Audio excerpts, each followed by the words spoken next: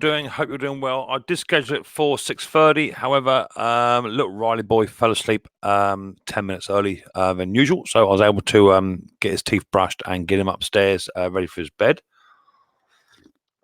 I've had my dinner. I've had a bath. I've been to work. I'm still not very well. I've got this throat thing going on. It's really dragging out. So I was ahead of schedule. So I thought I'd just why not come on in and get it done. And we'll go from there. I'm just going to turn the old heat up just a smidge. I've had the old live stream running in the background and the heating on for a little while, so I thought I'd come on up. What's up, Drifty? How are you doing? Nice to see you. Hope you're doing well. I was going to burn my leg in a minute. So we're rocking with 4 in the house. I say some of you may come in at 6:30 because that's when I scheduled the stream for. But we're half hour early, so if you want to wait till 6:30, you can do. I'll just sit here quietly. See how we get on.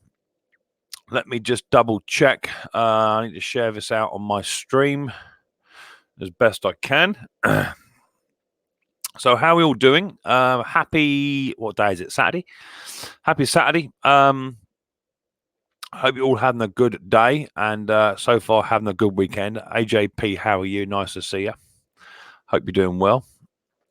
So just going to share this out on my stream, and if anyone else has the ability to share out on their on the platform, please feel free to just copy the link to my channel or to a live stream, and then go to your community tab at the top of your YouTube page, and where it says community, if you just tap and share and paste a link into there, and then just say Micks Mowers is now live, or some words of that sort. The more people we have in the chat, the better and the faster it runs, and the more and more people. Thank you very much, Pete, for sharing it out. I just saw that. The faster the chat runs and the more fun we have. So let me just put a quick post out.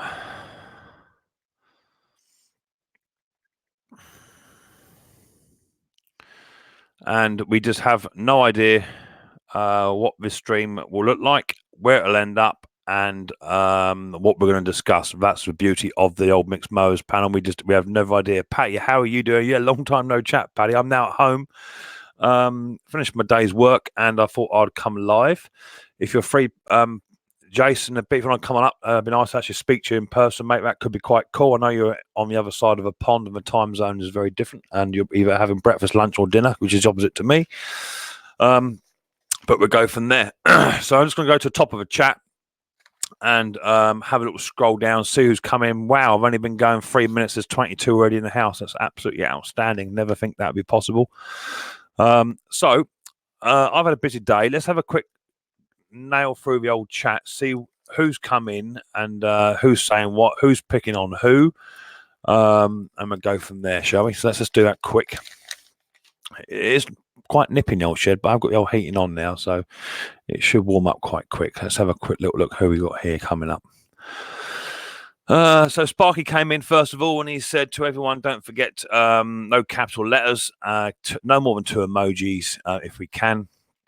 Keep it clean as well, and we'll have a good stream. Thank you for that, Sparky. Tim Palmer came rocking in the house a bit later on. Drifty's come flying in as well. Pete Frow's already in the house, which I've seen him already. How Pete? Buying Spice, how are you doing? Snobby Scrap Picker, my older brother, how you doing, mate? Nice to see you. Living with Miracles in the house, how are you doing? Nice to see you. I hope you're doing well. AJP's in the house too. What's up, says Drifty. Kieran's in the house. Dan's in the house. Jason Hughes is in the house. Custom Wheel Horse Tractor, how are you doing? Nice to see you. Hope you're doing well. Edward Thomas is in the house, which is nice to see. Patty's in the house, which is Jason. Mojo Princess Poppet Leonard is in the house. How you doing, buddy boy? Hope you're doing well. Did you get all your bedroom done, mate? Or in the end, all the flooring all done? Tina McKenzie's in the house. I've just watched a video on yours, Tina and Ali. I haven't commented yet, but looks like you got some nice packages, bits and pieces from Johnny and Ian. Some grinders, some heat lamps, and some stickers. That's quite cool. Always nice to see when people get some little gifts come over, so that's nice. Thank you very much for that, Ian. It's very much appreciated. Sharing the love to other YouTubers and other family and friends. It's fantastic. So watch that. Diesel Guy's in the house. How you doing, Diesel Guy? Nice to see you. Hashtag Small Engine Nation says Pate. How you doing? And that's where we are. 26 in the house, 5 minutes, 3 seconds into the stream, and we are rocking and rolling and ready for Mix Saturday night streamer. Ali Mac, how you doing, mate? Nice to see you. I am listening at Micks Mowers. Cheers for that, buddy. Much appreciated. So I'm up together with a chat. My voice is gonna give out before the end of the stream. I'm telling you. Get your suitcases packed. Red Eye off to New York. Yeah, we are, mate. We're going over to see Jason pack performance. I'm going to stay at his house, and I'm going to have a look through his machinery. So Jace, I see you don't like doing the old two-strokers. I see you're not a fan. I'm not a massive fan of them, but I do like to have a go at them. And when they do run, I think the difference between a two-stroke and a four-stroke in regards to repairing them is when you can get a two-stroke to run, there's a bit more accomplishment made and you feel a bit more proud of yourself. So don't give up on them carburetors. Don't just buy the cheap Chinese ones, although that's what I do. I do buy them. But have a go at repairing them. My advice to you is take them off the machine, put them on the bench, clean cloth or tray or something, sit down, good lighting, and do it that way. That's, in my opinion, the best way to do it. Other small engine gurus will tell you different of how they do it. But that's how I do it. Take it off the machine because you're spraying carb cleaner or whatever it is you're spraying in there. That's going over all the diaphragms and gaskets. That's making them expand, all that sort of stuff, and makes them stiffen up. And it's not a good idea. So, take it off the machine, mate, and have a good clean. And then go and purchase yourself an ultrasonic cleaner because they are the bomb. Ken Small Engines, how you doing? He's come in the house. Nice to see you. You just watched my advert. Thank you very much, Snob. Much appreciated. Zippy Vargas in the house. How you doing, Zip? Nice to see you. JJ's Mowers and Machines is also in the house. Please check out all these fantastic channels that are coming in, people, because they are fantastic people. They're regular viewers, they're loyal supporters, and people who come here every single week and visit my channel and say hello. Max, how are you doing? Nice to see you, buddy boy. Scrapping Together, how you doing? What's happened there? Scrapping Together says, I missed that. He said hi and then bye. What's going on there? Let me double check that. Scrapping Together. Hi and hello, Micks Mowers, he said. And then he said, bye. So you're coming in and going back out. Cheers that, buddy. I hope you're doing well. It is cold as Pete. You're right, it is cold. Yeah. I think at -1 where I was working today, which isn't too shabby, but when you're not actually walking about doing a great deal, then it does get a little bit nip. Hi Mick. Who is here today? Who is here today? This chat is jumping. Zip. Where are you? I'm having problems with this StreamYard chat. It just seems to jump about 30 comments. Hi, Mick. Who is here today? I'm here. That's from Keith. Patty says, no, two-stroke is great, but for me, I beat my head against the wall over $20 and I'm done. A new carb cleaner did that. I didn't know a carb cleaner. Yeah, get the ultrasonic cleaner. There you go. Oh, sorry. Yeah, you can get the ultrasonic cleaner. That's number one. That's a good one. But carb cleaner, and not all. PB Blaster doesn't, apparently. Although I don't use PB Blaster. But if you use your resident carb cleaner, which is somewhere in here. I don't know where it is. It's somewhere. If you use carb cleaner on any gaskets or any rubber rings, yes, it expands them. It makes them go stiff and horrible. What you can do is spray it very quickly and then back it up with WD-40 just to dilute it out. But if you're using carb cleaner directly onto any rubbers, it ruins them. So that's why I say put it on the bench, strip it right out. Gaskets over there, all rubber material over there. It's out the way. You can clean, air compress, or do whatever you like to do because air compress is really good for carburetors, really good. And if you're cleaning with ultrasonic with a carb cleaner, then you should always back it up with an air compressor if you've got one. And just spend the extra 5-10 minutes in compressing the stuff out, and it will make a lot of difference. It's like you had a lot of dirt under that, on top of that filter, didn't you? That's why it was bogging. Take all that out. Take the filter right out. I use what do I use? These. I use the old dental picks. That's what I use. You can get on Amazonian dental picks for doing your teeth. I use them for picking up the carburetor, taking bits out and what have you. Use them.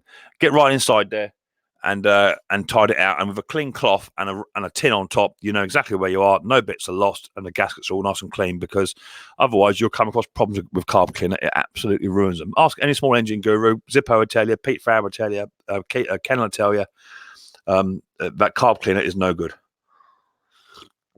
Drifty says it's pouring rain outside. Oh, hang on, jumped again. Puppy's all good. Yeah, doing great. I was right in my shed is big enough so far. You was right. My shed is big enough so far. Cool. Man, nice to hear it.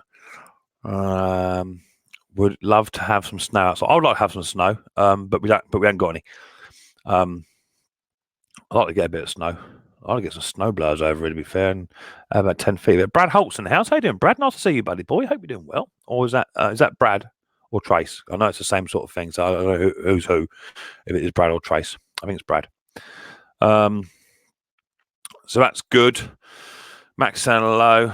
SDP swells the rubber. There you go. Yeah, that's from Ken. He's a small engine nut, same as me, and yeah, it ruins them. And on my new 450E, 350E style carburetor Briggs's, you know, the little tiny orangey red color gasket that goes in between the carburetor and the airbox. If you spray that when you're trying to get the engine to fire up, that'll expand. So instead of what you were doing, Jason, rather than spraying stuff into the carb, I would be more inclined to spray a little bit, as it's two-stroker, a bit of two-stroke fuel down the head, and then put the spark plug in behind it. Otherwise, you're spraying carb cleaner straight into a carburetor where all the gaskets are, mate, and they don't like it.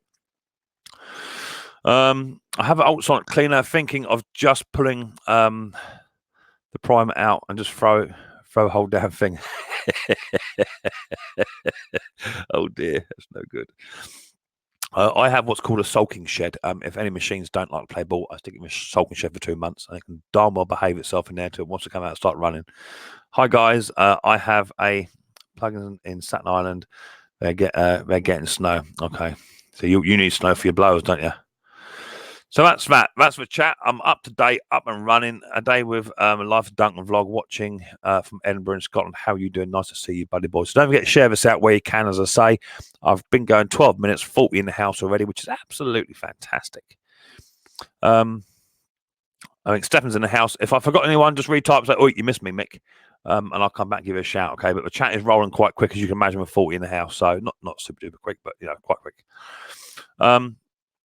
Swollen gaskets can be restored by boiling them in water too. They can do, or you can WD-40 them. As I say, if you spray them with carb cleaner by accident and just give them a quick with your WD-40 as well, it just cleans it straight off if you're quick. But you can make them pliable with hot water, but not all the time. It doesn't always work. Sometimes if the gasket is it's been sat there for a little while and then you spray it stiffens them right up. But just don't give up on your two-strokers. I've been given a four-stroker, actually, four-stroker trimmer, which is quite nice. I've got to get that on the bench at some point. So that's that. I've been to work today. I've been working 2 tampers, and I had 3 people to drop off scrap this morning. Fantastic. Please for you, buddy boy. Good. Eileen, how you doing? Nice to see you. Tim Spannerman's in. I think I'm caught up. So if I'm not caught up, just say, "Oi, Mick, you forgot me." 43 in the house, 30 minutes in. Don't forget to get a thumbs up or thumbs down on your way in or on your way out. I don't really mind. I collect both. So I've been working today, as I just said, about 3 times already. I'm yakking. Started at about 8:30 this morning, which wasn't too shabby. Finished at around about 5 o'clock. In, dinner, teeth, bath, Riley, teeth, bed, sorted, done. Mrs. P's in bed. She's gone to sleep. She's been up here all day long with Riley boy, so she's nagging. So I said, well, you go to bed. Riley go to bed. Nana's in her armchair with a big bottle of whiskey. And I thought I'd come in and have a chat with you guys. So I've got 2 big cups of coffee on my go. Ian, how you doing? Nice to see you, buddy boy. UK Dizzy's Mick. If you send me an email about a Honda H... Oh, see, it jumped. See? I was reading that and it went boing. Where are we? Mick, if you send me an email about a HRX I have in, could you take a look, please? I have your option on why it is misbehaving. If I send Mick, yeah, of course you can. Yeah, so send me an email, email, video, or whatever. My email address is down there. If you haven't already got it, I think that's my email. Yeah, that's my email address. So you can send me an email. Any photographs of toolboxes? I'll take any photographs of toolboxes that you have. I don't mind what condition they're in, as long as they're clean, dirty, rubbish, or whatever they are. Any toolboxes you want to send me, send to the email address below. That's just scrolling down there that way. There you go. Send me an email, and I'll try and get some photographs up of your toolboxes whilst we're doing bits and pieces. Check my Sonic Cleaner tip, Mick. Was that about the bag or in the jar? Is that one you're on about? Or the filtering the fluid? There are lots of tips. In fact, if you want to come up and tell me all about it in a minute, Zip.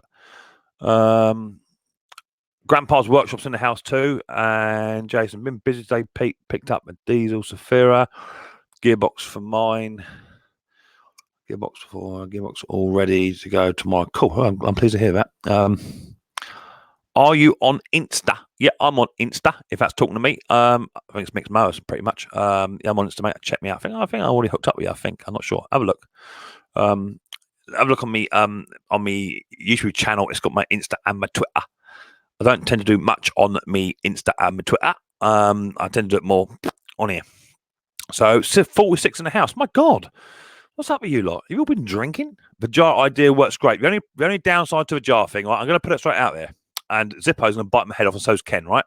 The only difference about the jar thing going on is there is another barrier that you are forming. And some people say that glass versus plastic versus a plastic bag. If you have it in plastic, doesn't tend to vibrate and give the bubbles as much as you perhaps would like. So I think a glass jar works quite well versus a plastic. But people are also saying now about putting some solution in a zip tag bag, blow it up a little bit, put some stuff in there, put a bit there in it, seal it up tight, and that works quite well as well. But you know what? At the end of the day, it don't matter. We've got ultrasonic cleaner or whether you've got a sander with a Tupperware tub sat on top of it, sellotaped up, watertight, and turn it on. It's the same sort of thing, you know. Or just get an old kettle and stick it in there and vibrate it for a bit. You know, it's what you've got at hand and what works. That's the idea, and that's what makes a proper small engine, I will say, mechanic. You know what I'm saying? Because we're all workarounders, we're all, you know, problem solvers. And if you ain't got it in spares, and you make it work, and that's what we do. So I'm open to suggestions on anything, as long as I ain't got to buy a new cleaner, because mine isn't that old. This fire's burning my leg. Let me just turn it down a smidge. I use a glass jar. There you go. Hi, Ethan. How are you doing? Ethan, is that how we pronounce your name, Ethan or Ethion? Because if it's Ethion, just say no. Just say no if it's not right. I call you Ethan. So if that's not right, just say so, and I'll start calling it Ethion. I just put the carb in an ultrasonic cleaner like we just throw out spanners out of toolbox. Yeah, I understand it. I chuck mine in there too. Only thing I'm going to do, I'm going to get up a little, some kind of metal tray with holes in it, just so I can, rather than put it in the bowl. That's what I'm going to do. Vince F, how are you doing? Nice to see you. Alan, how are you doing? Hi, Mick. First time I've been on your stream, but I am enjoying it. Pull up a beer, put your feet up, and enjoy yourself. That's the whole idea. We're all here to have fun. So we've got plenty of small engine people in the house. We've got scrappers in the house. We've got car mechanics in the house. We've got everybody in the house tonight. I'm showing 50 after 18 minutes. Crazy. Right. So enough of me chatting. Let's get on with it. We know the rules, don't we? The rules are very simple. No more than 2 emojis in the chat. No capital letters, or the chat will be deleted. If you want to run a link, ask first. No swearing. Don't abide that. Although it's getting on for 9 o'clock in a couple of hours, I don't abide no swearing. We can all have a good laugh and crack without having a blasphemer going off. Nice mic, yeah. My one of my friends, he is my friend. He's not actually just a subscriber. He's a friend of mine. Lives just down the road. He bought this for me, which I like it. It's the same as Brandon's, who's in the chat right now. BS Small Engines, same as his, but mine works. You can never hear Brandon when he's on his mic. So I put the link out. And the rules are very simple. As I say, no swearing, no more 2 emojis, no caps locks. When you come into the basement after you tap the link, you just follow the instructions. It'll bring you into my basement. I better see you. And you must have your camera and your audio turned on at all times. Can we move that link that on there? See, look, there's one of these. One started. See, this is what will happen. See, this is how it happens. Trying to run a nice, clean show, and then Ian has been on with Sherry already. Well, let me just bring that down to there. Let me pause that off. Oh, £1 leading market, my bum. Because Ian's put loads of stuff in there, he can go straight into timeout by 5 minutes. Okay, so that's Ian Matthews. Lord Matthews been timed out. That's cool. That's what happens. It is the way it is. You know the rules. Check your Gmail. Yeah, not a problem. You sent me an email over here, Jay. So I have a quick look at 2 ticks. Teabag holder works. What? Yeah, definitely. Okay, so link. Copy that. That goes in it. That goes in it. Right, link is now in the chat. So all you got to do is when you hit the link, you come into the basement. You come in the basement, you turn the camera on, mic on, and it stays on for the stream. I don't have anybody coming up here using those silly filters, all that sort of mucking about. This is not a kiddies channel, and therefore I want to be able to see your face. And before we come up, you'll be asked to do something just to make sure that the old trolleys are not videoing a YouTuber and trying to copy their images, that sort of stuff. So you'll be asked to do something, and if you don't do it, you don't come up. Simple as that. Zippo off, is he? Where does Zippo go? I saw buy Zippo. What's that all about? Zip. Heading out. Spending time with Mrs. Zip. I'll catch you later on. Be safe. Cheers, Mick. Ken, I use the tea holder as well. Cool. So who have we got coming up here? So we got Sparky in the basement first. Sparky, can you please put your hands over your nose and blow your cheeks out really, really wide? No, wider than that. No, obviously a bit wider than that, Sparky. Come on, keep doing it. We'll say what's up here. Hey, Sparky boy. I need a favour from you. I can also see Ken. Can you just put your camera down a smidge? I can see the top of your head, buddy. I just can't quite see the whole of your face. That's all it is, mate. You there, Ken?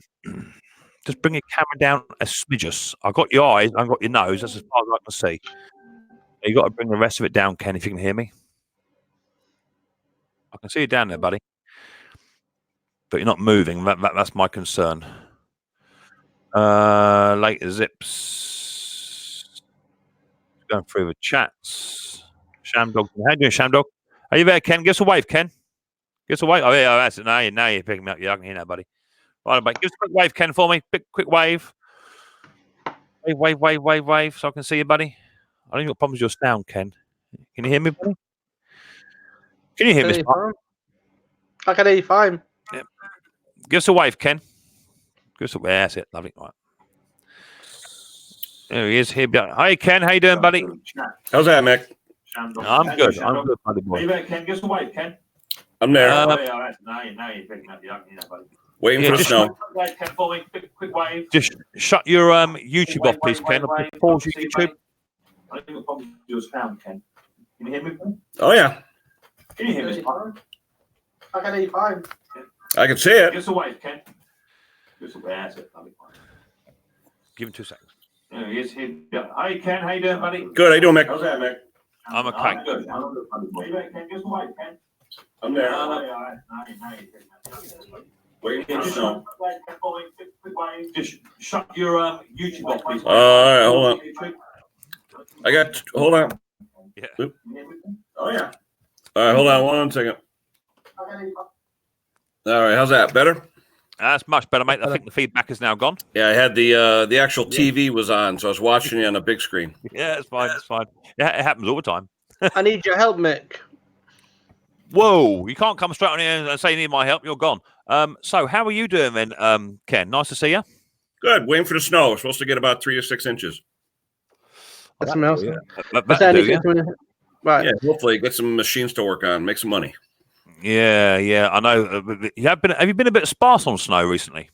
You haven't, Not really. It's been pretty northeast. We've been hot, cold. Yes. Last week I'm working on snow throwers in 70-degree weather. It's crazy. I'm on the northeast. I'm in Connecticut. It doesn't make no sense, mate. I've been seeing some of my American friends over there, and they're saying 70 degrees 1 minute, and they're ice skating the next. It's crazy. 12 degrees this morning Fahrenheit.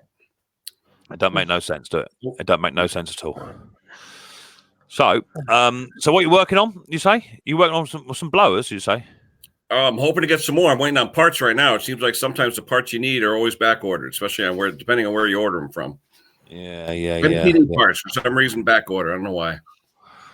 You would think they'd all be there, wouldn't you? In ready to go. Old too. People bring in stuff that's 30 years old and they think I got everything on the shelf. Yeah. Did you see the age of Patty's blower he had in? Oh yeah, yeah. Patty and his buddy Henry over there, a couple of good guys. They're not too far from me. They're probably about an hour from me. Yeah, that is a problem, of course. You know, I actually looked at a mower on, I think it was on Facebook. Bloke had a mower. It's quite cheap. wasn't nothing special, and it was quite clean for what it was, and very, very cheap, non-running. So I looked at his profile, and he's got a few items like there for sale, mower-wise and whatever. So I said, "Oh, what's wrong with it?" And he said, "I just won't start." I said, "Look, don't muck me about. What's wrong with it?" And he said, "It's got no compression." So I was going to take the punt for. I said, I offered him a $5 for it. He said, "No, it's too cheap." I said, "Well, it's got no compression, so it's either the valves are gone, or head gasket's shot, or rings are gone. It could be anything, couldn't it? It could be anything." So. You know, and he's not prepared to let it go. He wanted like 35 quid for it. I'm like, "You're joking. That ain't going to happen." So he then said he had a strimmer for sale. Now, I don't even know what model it was. It was a Husqvarna, but it was bright red. And Husqvarna haven't made bright red strimmers for a little while. Well, remember, Husqvarna is also Red Max and all them. They're all the same company now. They are, but this was Husqvarna. Yeah, really red. Wow. Yeah, really like fire engine red. And that hasn't been like that, I'd say, probably since the 80s, I'd say. Right. And he wanted like 40 quid for that non-running. I said, "Mate, so when you want to talk sensible, come back and see me." You know, because that ain't going to happen. So, because, you know, I doubt I'd even be able to get a carburetor for it. I might be able to get gaskets for it. But he wants too much money for it. So I bailed out. I bailed out of that one. That wasn't going to happen. I tell you a funny story about getting mowers cheap. Everybody wants the Honda mowers. Everybody loves the Hondas, you know. So got a lot of landscapers around here. They always put them in the back of their trucks. And what happens is they bang around a lot. And a big tip on the Hondas is the valve cover always gets dented and it holds the rocker arm open. So then you get no compression, it won't start. But you can go online and buy the cast aluminum Honda valve cover that will never dent in. So that's a tip. The valve cover is like $6. It's pretty cheap. And what you can also do is if you get a mountain bike, a push bike, you know, the derailleur has a U-shaped guard on it. If you bend that out slightly, that can go over the front of the rocker box cover, over two nuts, and covers it as like a bit like a bull bar. Or you just whack at the ball peen hammer and try and knock it out enough so it doesn't hit the old valves. But yeah, it happens. Everyone loves a Honda. I was working on one just yesterday. Funny story. I'm not keen on the Hondas only because you have to have a full toolbox with you to work on one. Because it's not like your 3/8 and your 10 mil. You got to have a 15, a 3/8. You got to have a 14 mil. You got to have everything, including the Torx. So I'm not overly keen because it's just so many tools you got to get out when you're trying to flip and burn them, you know. Whereas the Briggs is, and even the Tecumseh, they're pretty much the same sort of 8 mil sort of job, does most of it, you know. So for that reason, I'm not overly keen on the Hondas, but they do turn a pretty penny when you get a nice one coming that doesn't need a lot of work. But look how Honda's lowered their price on parts over the years. I remember 10, 15 years ago, a crankshaft was $30, $40. Now they're like $9. It's ridiculous. I don't want to interrupt, Snobby. That's all. Don't worry. I like the way people talk. You know what I mean? Is that a copy or is that genuine? No, OEM. What happened was, you know, for years Honda, you know, everything. One thing about a Honda is you buy a crankshaft from Honda, it'll fit any Honda engine. Whereas a lot of times with the Chinese, we call them Chandas. When you buy one of their parts, you know, they'll send you a crate of engines because nothing will fit another engine. You know what I mean? Yeah. So Honda's got the great quality control, but the prices of parts were crazy. Think of mine like Kawasaki. God, try and buy one of their parts. Oh my gosh, you know, the carburetor $300. It's crazy, you know. But Honda's come way down in their parts over like the last 10 years, so they're pretty reasonable now. Yeah, I was working on a Honda. Okay, it came in just yesterday, and there it is, just there on the bench. Now the deck he originally had, that's an Izzy, Honda Izzy. The deck that he had is blown, it's shot. Holes in it like they do. The metal ones that we have over here, they just rust out within the first season. They're crap. So I said we've got three options. Either go and buy another Honda, either brand new or second hand. Brand new, they're $550. Second hand, real good one, $350. And anything under £100, it ain't worth having. So anyway, I looked on eBay and I said, you can get a brand new deck for £100, brand spanking new. The engine he's got is good. He's going to use it all season. He's a lawn care guy. So use it just for small lawns. He said, well, I'll do that. And so I said, well, order it up then. And he ordered it up. He bought it here. So I said, the first thing I'm going to do, I'm going to paint the inside black with Amrite metal protection, anti-rust. I'll paint the inside black for you. So it's got double treatment. Yeah, cool. No problem. So I've done that. So what happened next was a bit of a funny thing. Because I took his old one apart, stripped it. And when I put the axle on the front of it, it was 2 inches wider each end. Propel or just a regular? He bought with 16-inch, not the 19-inch. So now he can't return it because I've painted it. And he's in a bit of a pickle. So I think what he's going to do is he's going to try and find a 16-inch that's in really rough shape, and he'll just buy it for like 15 quid or so and bring it down. I can do the heart surgery on it. What's the engine on that, Mick? The standard GCV 160? Yeah, 160 or 140, I think it is, mate. It might be the 160 on there. Looks like it, yeah. They're on everything here. Yeah, they're on pretty much most items here. 40s and 60s is the way to go. I think 40s will be on this 16-inch. 40s on the 16-inch. I mean, there'll be bigger engines on the ones up, but they're good engines. I like them. And they're nice to pull over. They take no effort, But yeah, so he's stuck, and it is brand new. Hey, I got a question on Honda engines for anybody out there too. I've got one, a GCV 160, where I wanted to order a piston for it because it was one of these Home Depot rental. It was like a grass machine that dug up and did grass seed. And the guys, don't ask me why, but this engine was taken apart. There was all kinds of dirt in it, everything else. I think what happened was he stripped the spark plug hole and he tried to go in there and fix it. And it was full of metal shavings and everything else. So my friend, a landscaper, bought the thing real cheap. Anyway, brings the engine to me, needs a piston. This has a 1 millimeter thick piston ring, which isn't standard, I guess. When you order the pistons, they usually come with like 1.5 millimeter rings. And I found out it's a special that only came on certain engines. You could buy them, but they're a lot more expensive. Just a set of rings for this piston, it's like $40 US. I mean, it was crazy. I don't know if you guys ever seen that 1 millimeter thick rings on the Honda.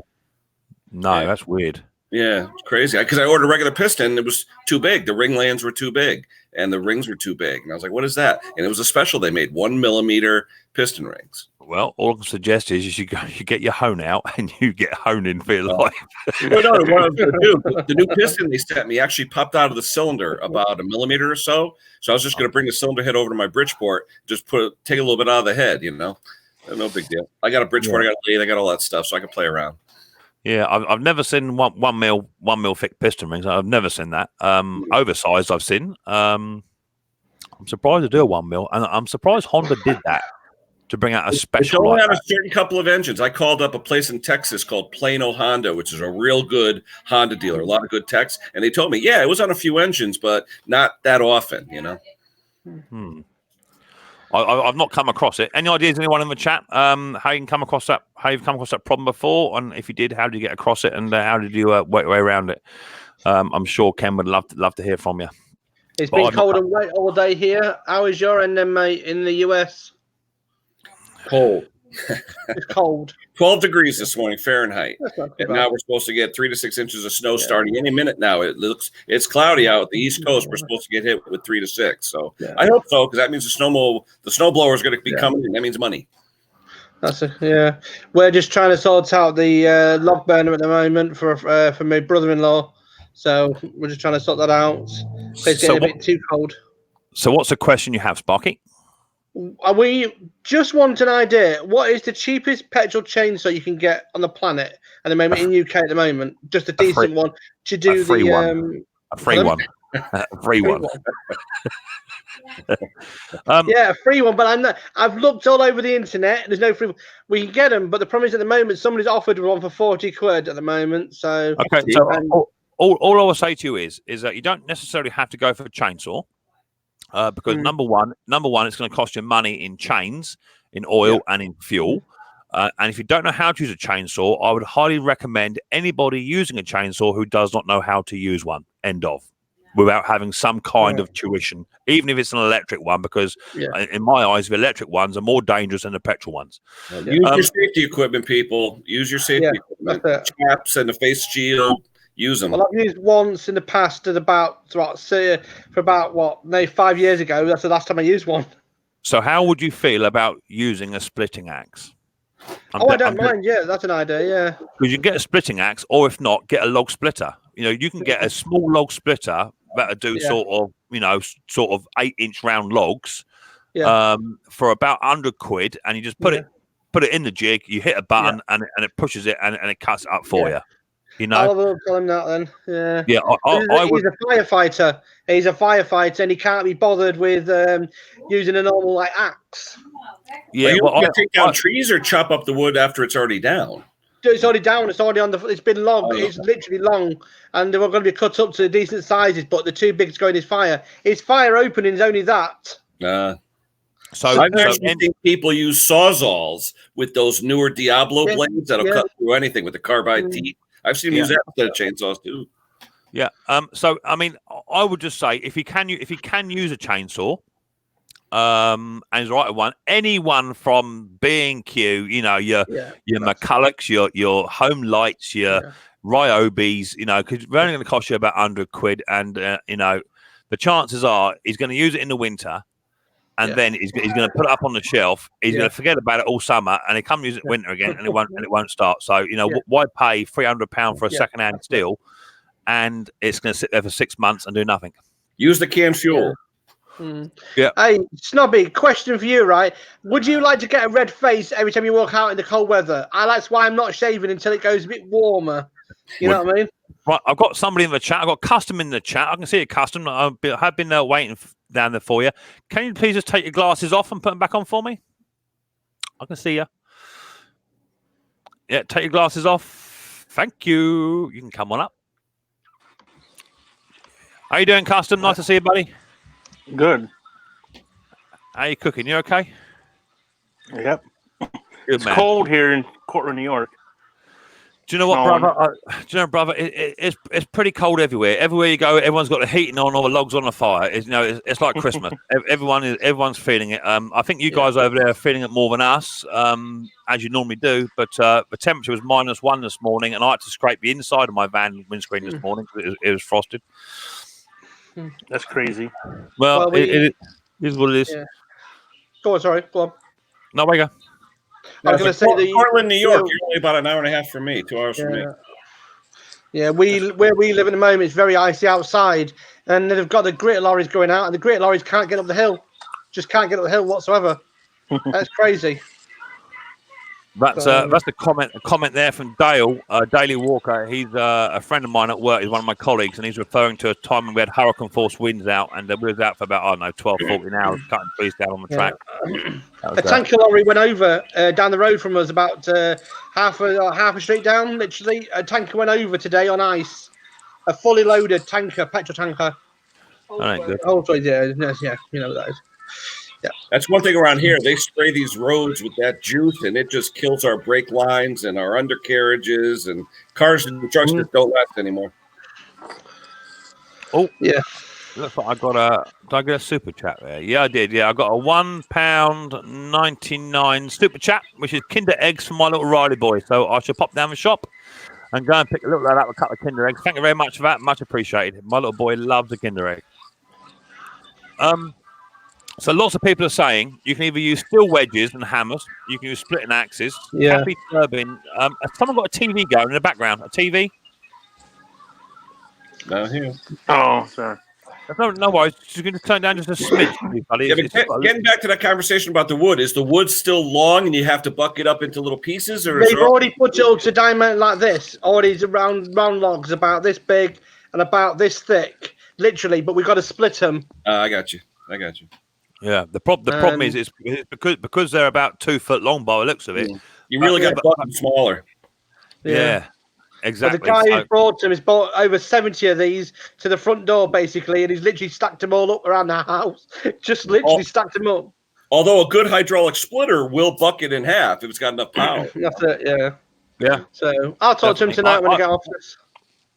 So, I would look at just popping down to Facebook Marketplace. If you get a cheap one on there for like 30 quid that's running, it's going to do you a season, or just to cut the timber up. You know what I mean? It'll do you a turn. If he was not, going to put buy your the big boy pants firefighters on and get a bow pour out. Oh dear. Yeah. Old McCullochs are quite good. They are. But the problem is, if you're not going to look after the chainsaw, it's only going to be good for the time you're using it. And when you go back to it like 2 months later on, it ain't going to start, is it? That's a problem. Yes, sir. If you use the premixed canned gas, that stuff's usually good for about a year or so. I've had luck with it. Well, I had a Husqvarna, and to be fair, I left the fuel in that longer than I normally would, and never had no problems. But it is Husqvarna. I've had a McCulloch, same thing. Didn't want to know. So it all depends how are you going to use it. If you're not going to store it right and you're not going to empty the fuel out, or at least put fresh fuel in, you're going to come across problems. You're going to start spending money. Yeah. Hey Mick, we have a star here, Bruce Pender. He's in there. He's the star. Say hello to Bruce Pender. Oh, he's not turned up Pender. again, is he? I tell him the man is stalking me. I'm telling you. How you doing, Brucey boy? Nice to see you, my friend. What's going on? Hope you're doing well, buddy boy. Bruce frequencies this chat now. I've moved it over slightly. It looks like the Americans and the Canadians are taking full advantage of it, which is nice to see. Minus 36 degrees where Bruce is. It's no wonder he has a beard. Minus 36 is enough to make you cry, right? That's Celsius, right? Yeah, I would hope so. Yeah, he's just PM'd me back. He's just said he's seen one on the internet. It says a tin ANTL 759. I don't know anything about it. Titan. Yeah. They're an off-chuck to the Ryobi. That you can get. I think they're a screw fix one over here in the UK, which you can get for about 120 quid. Yeah, £30 has been offered. It's just been offered. He said it's about 30 quid. It is. The good thing is with those is you can run straight down to Screwfix or any good chainsaw shop and just say put a new chain on that for about 12 quid. Yeah. Just as Ken said, use your safety equipment because chainsaws take no prisoners, and I have two new caps that have both got scars on them to prove that. So you feel safe with a pair of jeans on, but they don't do it. No, safety trousers, safety helmet, and safety gear always first. A pair of jeans doesn't even cover one layer of skin. No. I can see the case chiming in there with he's gone all electric now. So I see a lot of real nice electric chainsaws, but they're not cheap. They're nice, but they're not cheap. Do you know what? A friend of mine, he's a YouTuber on here. He's got a channel called Mowers and stuff. He's gone electric pruners, trimmers, extension trimmers. I think he's gone Husqvarna. He may kick me in the arse if it's a steel. He really loves his, but I just love the sound of that petrol. I feel more in control with petrol, but I'm just old school, so it's what it is. Yeah, the batteries, they've come a long way with the batteries. You could take them out in 0 degrees and they still run great. I think the advantage is, if you can rig it up in your van as well, for you to have a backup utility outlet, you can have 2 or 3 batteries on there ticking over whilst you're working and whilst you're traveling to the next job.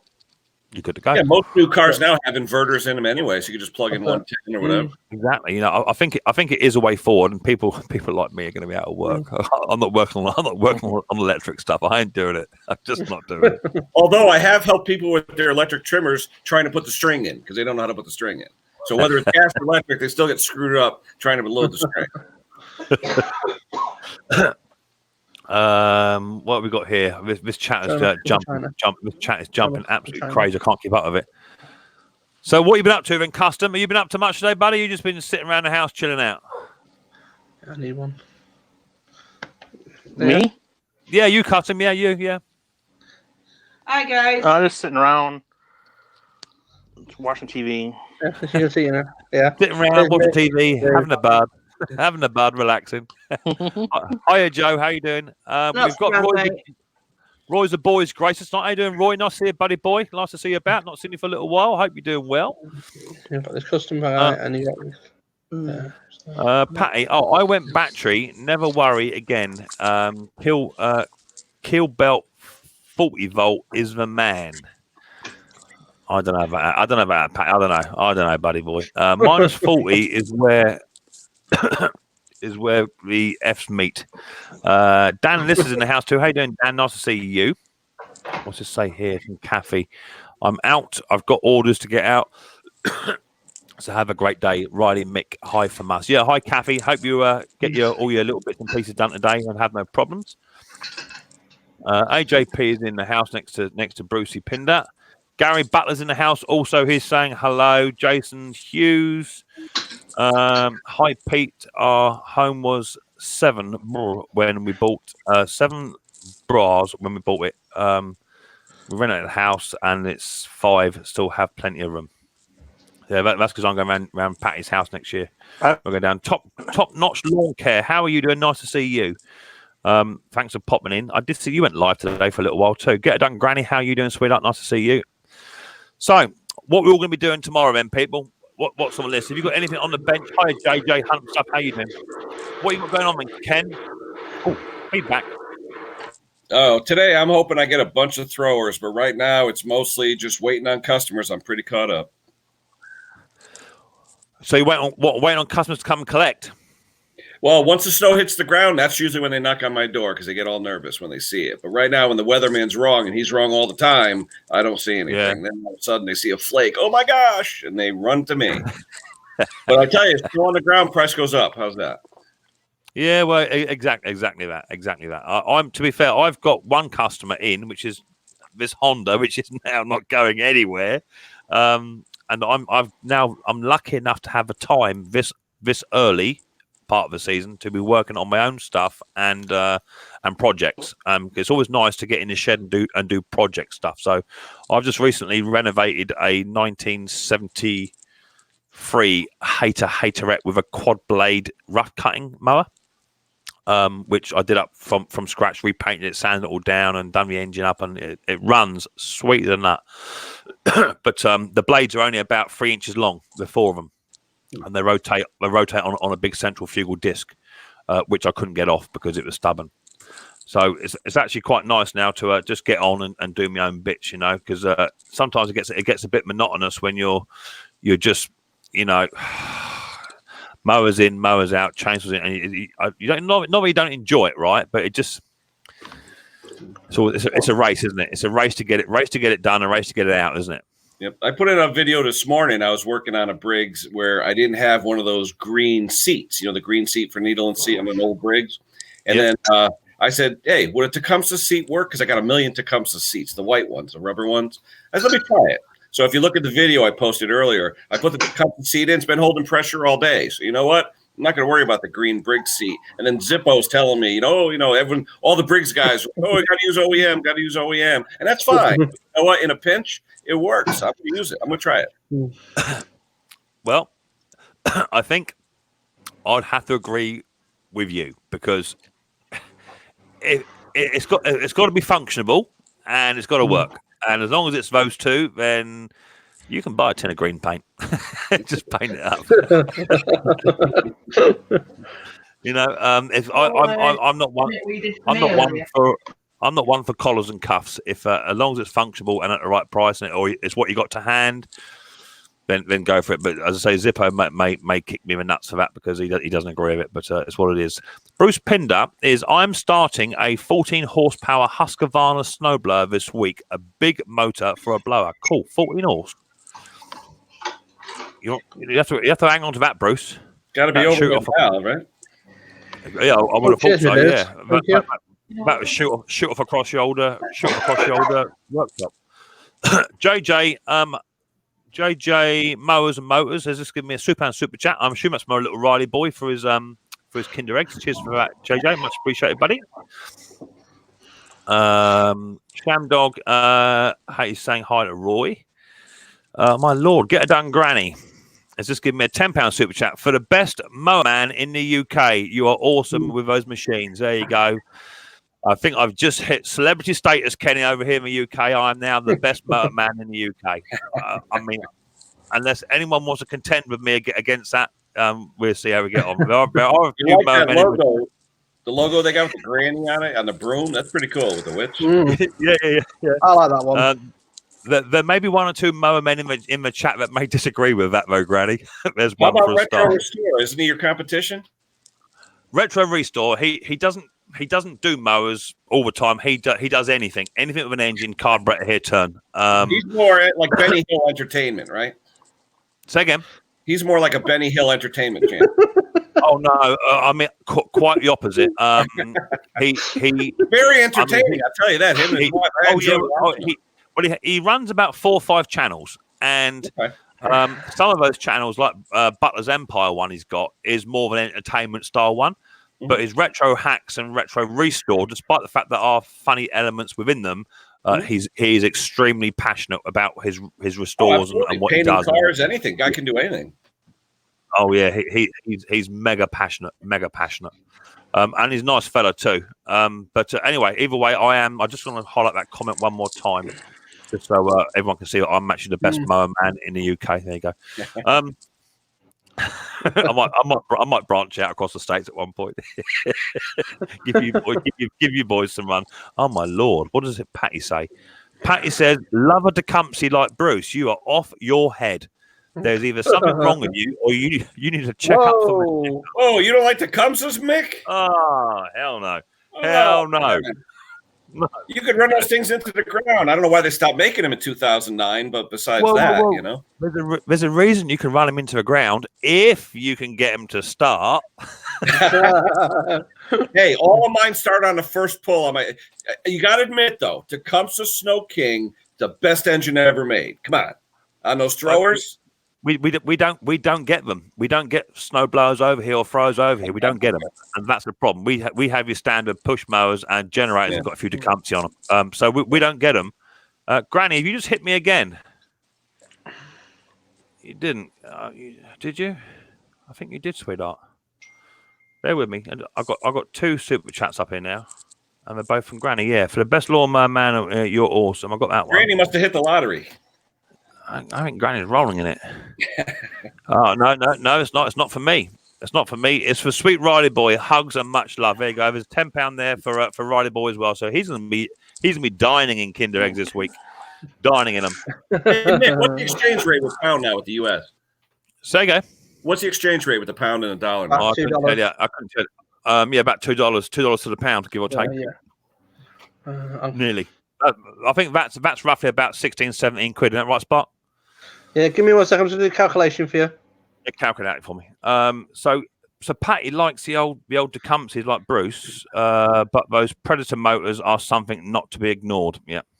I was watching Go-Kart's Gone Fishing the other week. He was starting a Predator engine up with Diamond. He was biting his elbow off every time. That 5 horsepower, the purple one, did that one blow up? He had that purple one for a while. Yes, he did. Yeah, he did blow it up. Yeah. I think it was something to do with the valves. I think he either lit the valves too much or something to do. I think it was the intake valve it spat. And Good done channel. I like his channel. Yeah. He just went live just the other day, actually, which is the first time in a little while. He has not been live for a little while, so it's nice to see him. Well, nice when you get the wife involved too, and she doesn't mind it. It's just under at the moment. It's just under. So just under. Yeah. Bruce Pinder is laughing because he says I'm the best UK mower man in the UK. I think I'm borderline in Canada, Bruce, at the moment, mate. Bruce, you need to up your game, brother. I'm going to throw the old link down in the chat again in case anyone else would like to join. There's room for free on top, so feel free to come on up and say hello. Hey, Bruce, if Bruce is still watching, I'm working on an MTD blower right now, which is a mirror image of the Mastercraft blower he worked on yesterday. If you look at the one I have, the gear for the drive's on the other side. Everything's opposite. So I don't know if it's a patent thing or what, but it's ironic. He posted the video, and I get one in. It's the exact same thing, except backwards. What I'm more concerned about is the use of foul language on Bruce's channel. Did you not see that in the comments? Well, he opened up the pan and the rotation wheel that's like on a record player. The drive wheels, yep. The drive wheel that was gone, and it was mother. What was it? No, son of a biatch. I was going to say, don't drop an F-bomb. That's not good. It wasn't an F-bomb. It was a B-bomb. Yes. Son of a bitch, he went. Well, if we're talking about dogs, that's all right. So. It was cool. And that's what I like about Bruce, boy. He just leaves it in there. All good fun with Bruce. Yeah. I mean, do you know what? It's what it is. He worked so hard splitting that thing apart, getting a new belt, because that looked quite fiddly. And he worked quite hard on it to open the pan up to find the wheel, the drive wheel had also gone as well. So it's what it is. It must have done it, but to be fair, that looked quite clean. That blower. No mice nest. Usually, you find the mice nest in those things. But that must have a few hours on that for that drive wheel to be so worn down. The one that I had was a 1997 model, so that's 23 years. It's quite a while. It's the exact same one, but the one on mine, he actually drove the rubber off the disc, so the two halves that hold the rubber were digging into the aluminum disc and destroyed that. And that's $75 US. So how much? I mean, again, it's not an area I'm got any knowledge in. So I can't even use the word expert. How much friction is applied to it? Is that a massive amount of friction applied to that wheel? The way you adjust them, I did a video on this, Mick. The way you adjust them is, and this is where they have a problem. When you get these kids assembling these snow throwers at Home Depot and Lowe's, they put so much tension on that rubber drive disc, it wears out prematurely. And also, you don't shift on the fly because you'll peel the rubber off. Because it's exactly friction with the aluminum. So what I tell people, when you adjust it, you have that little cable with the 3/8 nut on it and the little ferrule there. When you adjust it, pull the handle so you're going to engage. Once it engages, there should be a 1/2 inch of travel. That's it. If you got more than a 1/2 inch of travel, you're overloading the rubber. Ain't going to last. Yeah. Uh-oh. I've got somebody in the basement. If you want to come up, you've got to shave your beard off. It's snobby. It's snobby. Oh, it ain't snobby. He knows who it is. Keeping me warm right now, Mick. Oh, my word. Oh, there he is. I'll tip it off. I'm not worthy. Testing. 1, 2, 3. I can hear you loud and clear, Radio Canada. How you doing? I feel honored. I have a confession. I cussed on YouTube first time. I know you did. I heard it. Bruce. And it wasn't that bad. I tore that plate off the bottom of that blower, and it was all chewed up. The rubber was down onto the steel, and I just said, "Son of a bitch!" Hey, you know, excuse me, Mick. Excuse me. I'm sorry. It's your channel, but No. Without you guys, I don't have a chat. It's as simple as that. What I liked about it was when you said it, it was a conviction in your arms. Well, I was kind of in a hurry on that one. I was doing it for a pal, and you know how it is, eh? But anyway, got through it. Yeah. It's a nice little blower, actually. It's just it hadn't been maintained since the day it was sold. And are they ever though, Mick? I mean, Bruce. No. It's Ken, right? Absolutely. Nobody loves them machines, do they? They just don't love them. I mean, you can tell if it's been garaged, if it's in a shed, or if it's outside. Definitely, without a doubt. It's almost more important that they're shedded or in a garage than if they've been maintained. Okay, so Bruce, what was that mower you had in just the other week? Someone bought a mower in, and it was absolutely spanking. Underneath, there was not one blade of grass underneath it, and you was like, he cleaned it. You know what? I think he actually damaged that mower by cleaning it every time he used it. Like the spring and the rewind had completely seized, and it just quit, and nothing was bent. I took steel wool and I rubbed that entire spring, and then wound it back in and put a little bit of. I use air tool oil to oil those springs because it's light and slippery. It doesn't seize up if it gets cool. Hey, Bruce, I have a question for you. When you're doing your videos, you use a solvent that I don't think we have here in the U.S. What's the name of that solvent you use? Well, no, I just use methyl hydrate. That's it. In the U.S., actually, we don't know what that is.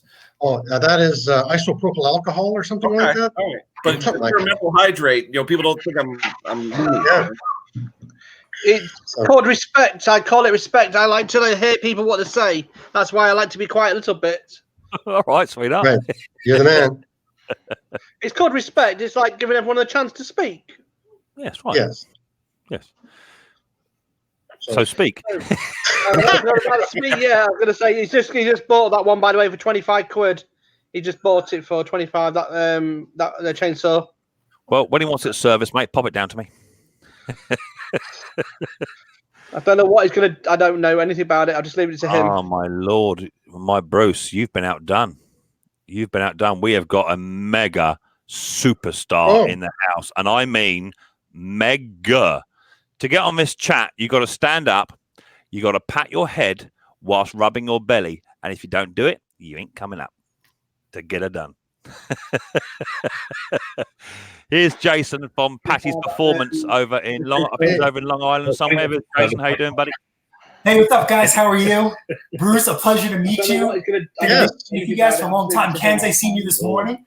I wonder if you guys can see we're getting snow. Yeah, it's snowing here. Jason, we get a bit of feedback from you, buddy. You need to pause your YouTube. You got to stand up. You got to turn off your YouTube. Yeah, Jason, Turn your YouTube. YouTube off. He'll hear it in a minute. He'll hear it in 2 seconds. Give him a bit of time. Here's Jason from Patty's Performance over in Long Island somewhere. Yeah, New York. I'm near Ken. Hey, what's up, guys? How are you? Bruce, a pleasure to meet you. Turn off your. A long time. Ken's, I seen you this morning.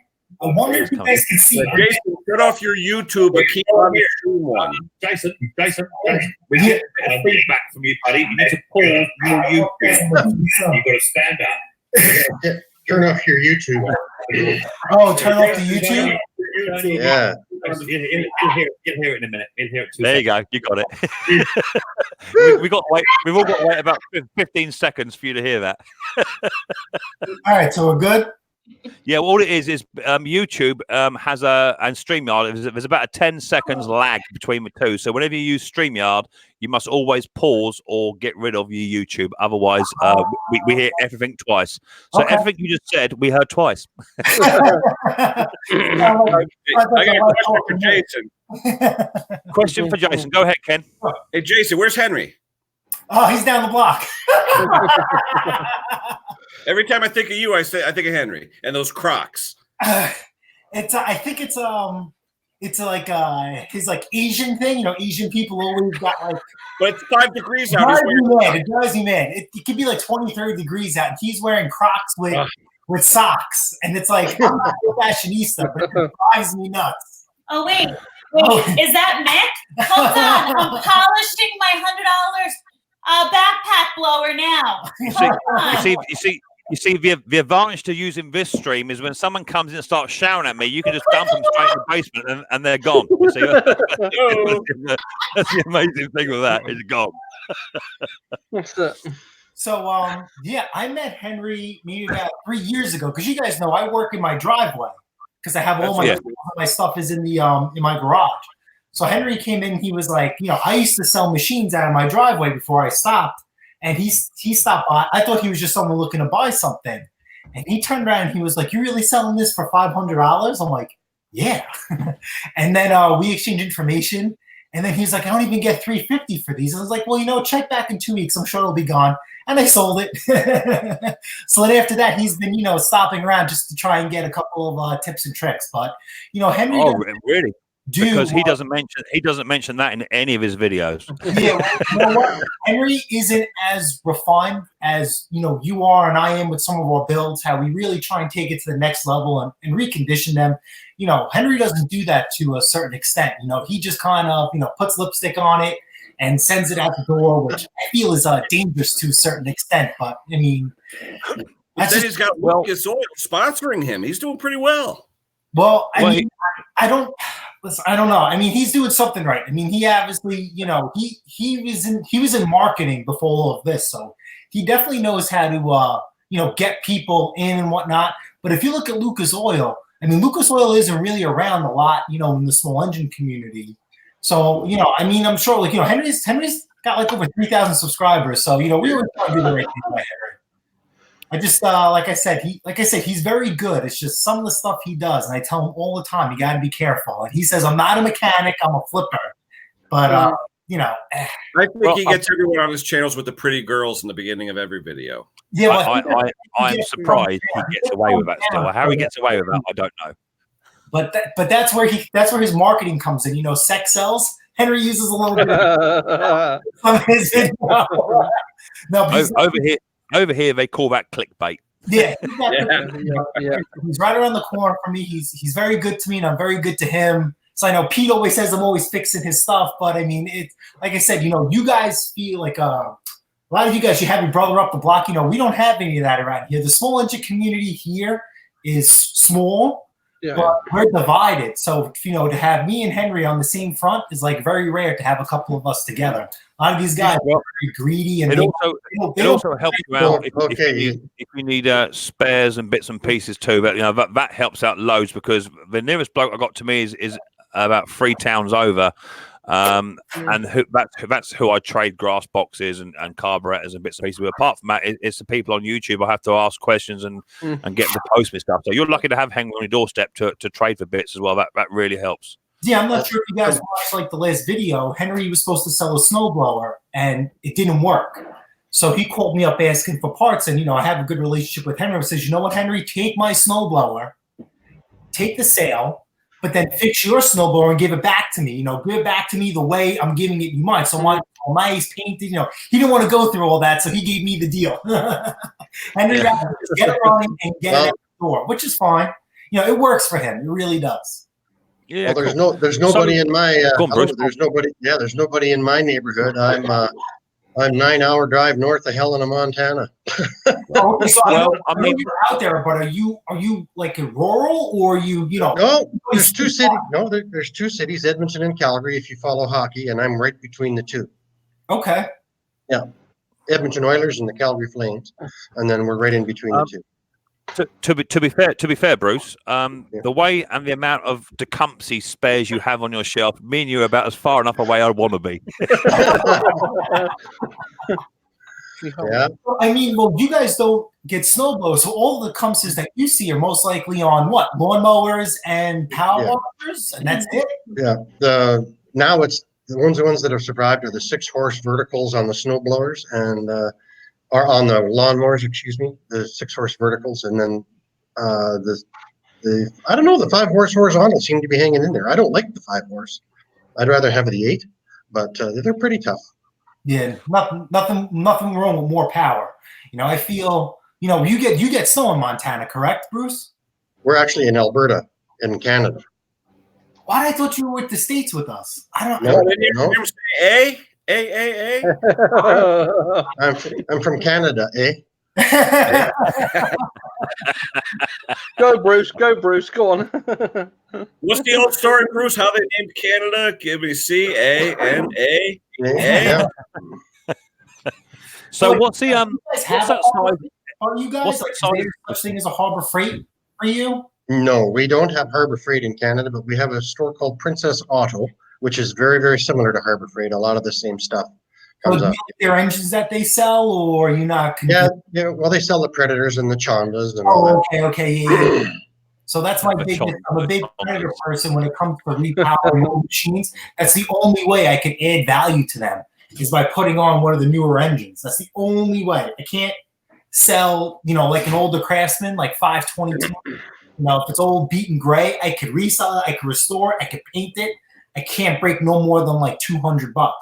But if I slap a Predator on there, and then I give it the 2-year guarantee, we're talking about like a $400 or $500 machine, and I'm putting in the same amount of effort. So it's you just got to watch, Jason. If you get the old Tecumsehs with the dual shaft with the camshaft, that's what I was messaging you before. You can make it work, but you got to take the shifter and put it backwards. Mm-hmm. So that's what I was like messaging you before. You were saying you were looking at a snowblower is different from him. That's what I commented. Probably ones that you have that's opposite has the dual PTO shaft, and I actually I had that on my channel when I did a track drive machine, and I probably wouldn't have went through with the build, but I already took the guy's money for it. He's going to the driveway, and he says, "I want a Hemi engine on there and get it done." And I'm like, I didn't have a choice. I hate getting prepaid. Yeah, that's the worst thing. I don't over budget prepaid, but this build in particular kind of just a little bit of effort. I know I'm probably complaining, but it maybe took me about an hour to figure it all out. put it together, take it all back out. And I actually did some welding to make sure everything was, hopefully I didn't see this guy in 2 years. You know what I mean? I got to try and protect what we have here, especially when he comes right up the driveway. Even though I've given up, the driveway because of crazy people, some people that do come up the driveway, and no matter what, I still have to protect myself as much as I can. Like I said, some of the things that, other people do, other YouTubers do, kind of drives me nuts because I know you're really screwing the next person that gets that machine. Without a doubt. That's why I don't even like Frankensteining certain things. It's just, you got to think of it from a mechanical standpoint, Bruce, Mick too, a lot of you guys come across machines that people have helter-skelter together, and this battle's lost before you even started because, what belt does this thing take now? Blade adapter for a mower is not matching up anymore if you go by the part number and the blade too. I mean, it's just a tail light warranty. Yeah. What's the tail light on? It's out of warranty. I don't know. I seen you, Ken. You've commented on my channel. I know Mick's been on there too. So I don't know if I brought it up on my channel before. The reason why I stopped selling out of my house was that I sold the guy a lawnmower, and we even exchanged phone numbers because he wanted to buy a snowblower off me too. So he actually says, listen, get a snowblower for me. Here's my price point at $350. As soon as you get it done, call me. Well, when someone wants to hand you money, I'll take it. I had a snowblower ready to roll for $350 in like 2 weeks. So then he started giving me the runaround, which was fine. 4 months later, he calls me freaking out saying his lawnmower doesn't start. So really? I didn't really. I just says, you know what, man? Listen, I got a lot of stuff going on. I says, I'm going to add your name to the list. You're about number 15 on the repair list. So when I get to you, I'll give you a call. You're probably looking at about 2-3 weeks turnaround time. Man, he went through the roof. Yeah, like he was related to you. Yeah, saying all sorts of nonsense. And then what really got me upset was he said that if I remembered where you lived, I was going to put this lawnmower through your front door. Oh, wow. Yeah, you are aware, of course. You are aware that if anyone puts a lawnmower through your door, you can charge them for that. Yeah, I know, absolutely. You don't want that. Nobody wants that. He may charge you for free delivery. I work on my driveway. If someone wants to cause a commotion, the neighbors are going to come out. It's just not something that I wanted. Yeah. Okay, so the question is if you sell a lawnmower to somebody, are you offering a warranty or a guarantee with that mower? Absolutely. That's a big decision. Absolutely zero. Here's what I do. Okay, Bruce, you answer first. Bruce. Let's try and slow it down a touch so we all get a chance to speak. That'd be easiest.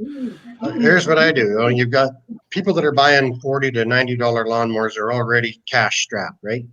Mm-hmm. So I just say to them, listen, this thing's got a 4-week warranty, not a 4-year warranty. But if anything happens in the next little while, just bring her back and I'll fix it for you, or I'll get you another one. But I let them sit overnight, and I always run them the next day before I sell anything. And usually if any problems arise, like a leak or a hard to start issue when they're cold, you'll find it. So I've had really good luck with that. Just giving them it makes perfect sense, Bruce, to do that. Perfect sense to do that. 3-week warranty. What about you, Ken? What do you do? It depends what the unit is. I mean, if I'm spending a lot of money and the guy's spending a lot of money, I'll sometimes, a 90-day warranty or something if I'm selling a tractor. Right. Or if I'm rebuilding a snow thrower, I've gone through it. I know what it needs. I'm an engineer by trade. That was my training. So, I mean, I know the tolerances and things like that. I can take an engine apart, mic it up, do all that. I'll know if there's something wrong. So I'll trust myself to say, here's a 90-day warranty. What'll happen is I'll say to them at the beginning of mowing season, look, you shouldn't have any problems with this. If you do, call me. And generally they don't. But I don't want the call 4.5 years later when the guy says, yeah, that mower you just fixed for me? And I look back at my records, it was 5 years ago. That's when I get upset. Yes, my wife keeps a beautiful little spreadsheet on everything I fix, and that's really come in handy. Yeah, exactly that. So Nikki Walsh has come in and said, hey, Mick, tell that Ken fella I said hello. My buddy Nicky from Ireland. Hey, Nick. Nick. Good guy. So what I do is, Jace, is I don't offer any guarantee because that guarantee ran out 2 years after it left the store brand new. Okay, but that's number one. I don't offer no guarantee. However, I'm very similar to Bruce. I don't generally start my machines up the next day. because I like to have a cold start for when the people turn up. But what I do with mine is once I've got it up and running, I will let it run for about 10 minutes, full tank of juice, and let it run. I put a little tiny clamp on it. We've all got one, something similar. I put a little clamp on it and I let it run for 10 solid minutes. Okay. Anything electrical, anything fuel should rear its head after 10 minutes because that engine should be red hot. Okay. Agreed? Yep. What I then do is I turn the machine off and I let it rest for about 2 minutes. And then I give it a hot start. So it's had a cold start, a hot start, and a good 10-minute run. If there's anything in that's going to rear its head, it should rear its head there. And then, like Bruce says, the next morning, maybe before a customer turns up, if he's come at say 10:30 in the morning, at 8:30, I'll fire it up. Just make sure it's fired. But the engine is still cold when they turn up because they like to touch the exhaust pipe because they think you're trying to diddle them. So, so that's what I do. But on top of that, I'm the same as Bruce, and I say, they say, is there a guarantee? I say, I guarantee to cut your grass for you. But if it does break down, ring me back up or text me back up, and we'll work something out. That's as far as I go. At stake, The same idea. Exactly that, because I had a fella. I was saying just the other week, a fella come in, and he seemed like a really, really nice bloke. He pulled up with a Husqvarna 21-inch cut front wheel drive, which is the same as a McCulloch sort of mowers. But the deck was split right in the middle. So because they're just not made how they should be with supports around the base of the pan. So anyway, that was knackered. But being a Husqvarna with Husqvarna stickers, it still does demand a price. And I had a McCulloch mower exactly the same. And McCulloch and Husqvarna are like brother and sister. So I took the Husqvarna engine off. I put it on the McCulloch one. I changed a few stickers over. A full spray job. Cleaned it all. Hey, it's the same machine. Yeah. Okay? That's incest. Well, only in Canada. So I then sold that machine on, and I made a pretty penny. However, he bought a SP470 Mountfield, which is a run-of-the-mill one. They go for about a bit more than that now, about £300 over here in the UK. He bought one of those off me, and away he went. He was happy. 2 weeks later, he rang me up. The lawnmower's front wheel has fallen off. It's okay. And he said, it's making a god-awful noise, like a knocking noise. I think, oh, hello. That's the old push rod gone. So I said, bring it back in. I'll have a little look at it. So when he brought it back, the front wheel had come off, but it's got a nylon locker on it, and there's no way that ain't going to come off. It took me quite a few turns to get it on, and I hadn't removed it. So I'm convinced he took the wheel off to get it in the shop. That's my theory. So when I tipped the lawnmower up on its side, the blade boss, the two little tiny knobbly bits that hold the blade centrifugal, one of those was worn, snapped off, and a quarter of the blade boss had actually been broken off. It was missing. He hit something. He's mowing exactly that. He hit a stump or he hit a brick or whatever he hit. So I said to him, you've hit something, mate, and the chances are you've thrown the timing. I said, when you pull it, does it snatch the pull cord out your hand? He said, yeah, and it really hurts. I said, good. So I know what it is. So I said, right, for me to do that, it's going to cost you X amount of money. I've got to take the flywheel. You know what I've got to do. I've got to do all of that. New blade boss there, about 20 quid over here, 17 quid. I'll get all of that done, and it's going to cost you this amount of money. He said, well, I only bought it off you 2 weeks ago. I said, yeah, but I've repaired your front wheel. That's done. But you hit something to chuck the timing. He said, no, I haven't. I said, look, let's not muck each other about here. I've been in this game far too long. So I said, I better tell if you have when I take the keyway out and look at the keyway. And lo and behold, the keyway had that nice big crease down the side of it. So I sent him a photograph saying, there's the keyway. And he said, well, how do I know you didn't just put that keyway in? So I said, well, here's a link to my YouTube channel. Please feel free to watch a 40-minute video of me extracting the keyway out of your lawnmower. So when he come picked it up, I said, look, just be honest with me. Just tell the truth. Did you hit something? I'm not bothered. You're going to get the same bill anyway, regardless. He said, yeah, I did. Yeah. I said, well, then why tell me a lie? So that's why I don't offer any guarantee, but I will work with you to put the machine right. Yeah. Should have given him. Sorry. Go ahead. Have you guys ever had an instance where someone brings something from the junkyard and they bring it to you 5 minutes after you dropped it off at the junkyard, and they're telling Really? I had a guy actually bring me something, and he said, "Oh yeah, it ran yesterday," and it actually had my name on it. And I'm looking at it, where'd you get this? Oh, I've had it for years, and I'm like, really? And he went on, and he wouldn't. And I finally said to him, "Look, I'm sorry, but I showed him on there where it had my initials on it, and I said I just brought this to the dump yesterday." Oh, he turned red, but it's like, just be honest, come on. Or like the chainsaws and stuff that smell like varnish. Oh, it ran yesterday. Okay, show me. Great. Yeah. What I don't like is when they bring something in and they don't tell you the truth. What's wrong with it, right? It was. It just it was running. Yeah, it was running yesterday, and you take it apart. Overnight. Yeah.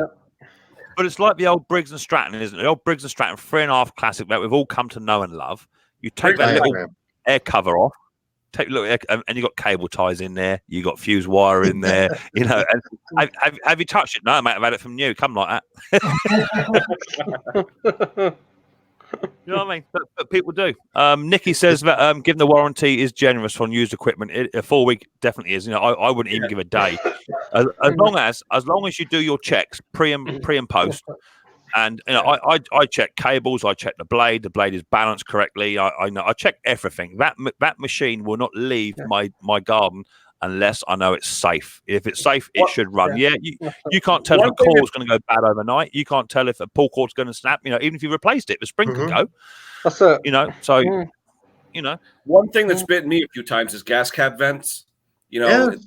10, 15 minutes, it's okay. A day later, maybe it stalls out after 20 minutes because the vacuum plug, Yeah. So, but I mean, how far do you go? I haven't got one. I have seen these tank pressurizer.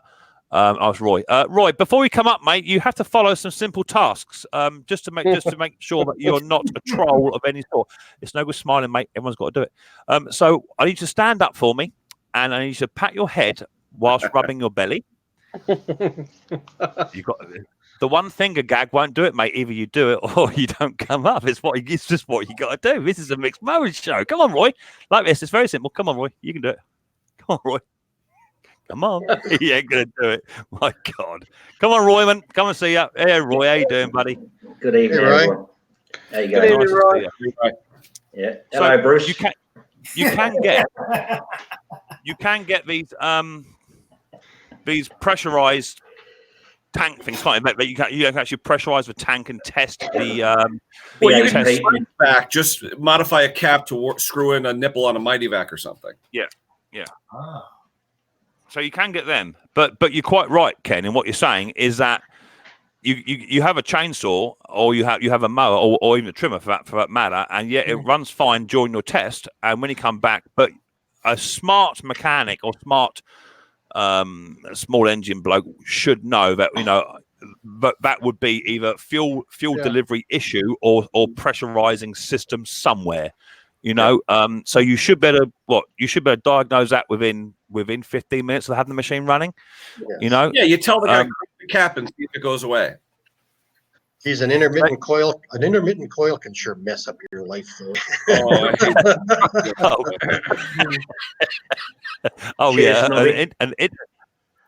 But an intermittent one will get us all blinking. I had a mower last year. I've already said the story before. I had a mower last year, bought it in November. I pulled it like my life depended on it. A bit like you the other week, Bruce, when you was put on that machine the other week. I pulled it like my heart depended on it, right? It didn't even want to fire. I put carb spray down the head. I give it all the love. It didn't want to know. So I literally threw it in the sulking shed. I got it out in January, about the 14th of January. I got it out, I primed it, and it started first pull. Right. Go figure. Little cooler. That's like me with those torch spark plugs. Same thing. It's been the minute I see a spark plug, I throw them in the garbage. You can keep them. Okay. Keep them. Yeah. Do we all agree on the torque spark plugs? POS, right? They're good for the garbage. That's about it. Yep. What do you think about torque spark plugs, Roy? Roy likes them. He likes them, right? Yeah, I do. Yeah, I like them. They're definitely cheap. I have never had a bad one, Mick. So what can I say? I've just been very lucky with them. I think I think you have. I bought 3 from B&Q because I was really short on MGK, so that's normally what I use: MGK, Champions, or the Briggs and Strats. Yeah. I bought 3, and do you know what? I think all it is, Bruce, is literally these young Herberts in B&Q because they're managers at 14 years old. They are. They get these spark plugs and they just throw them on the floor on purpose, or they do something to them, and it just shocks them and it wrecks them. But I had 3 that were no good. 3 of them. Now I got a question for you guys. This is a serious question. The new spark plugs in the new Briggs equipment are an inductive plug, right? They're not the wire all the way through, and yes, they are an awful thing. They start with a RGBK something or whatever. I don't even know what the initials are on them, and they are really a bad plug. When I see those, I take them out and I stick in an RJ11. You know what I'm talking about? Like, do you see them down there, Ken? Yep, absolutely. Yep. On the how about we get him here? I trade him. Hi, Johnny Five. There is.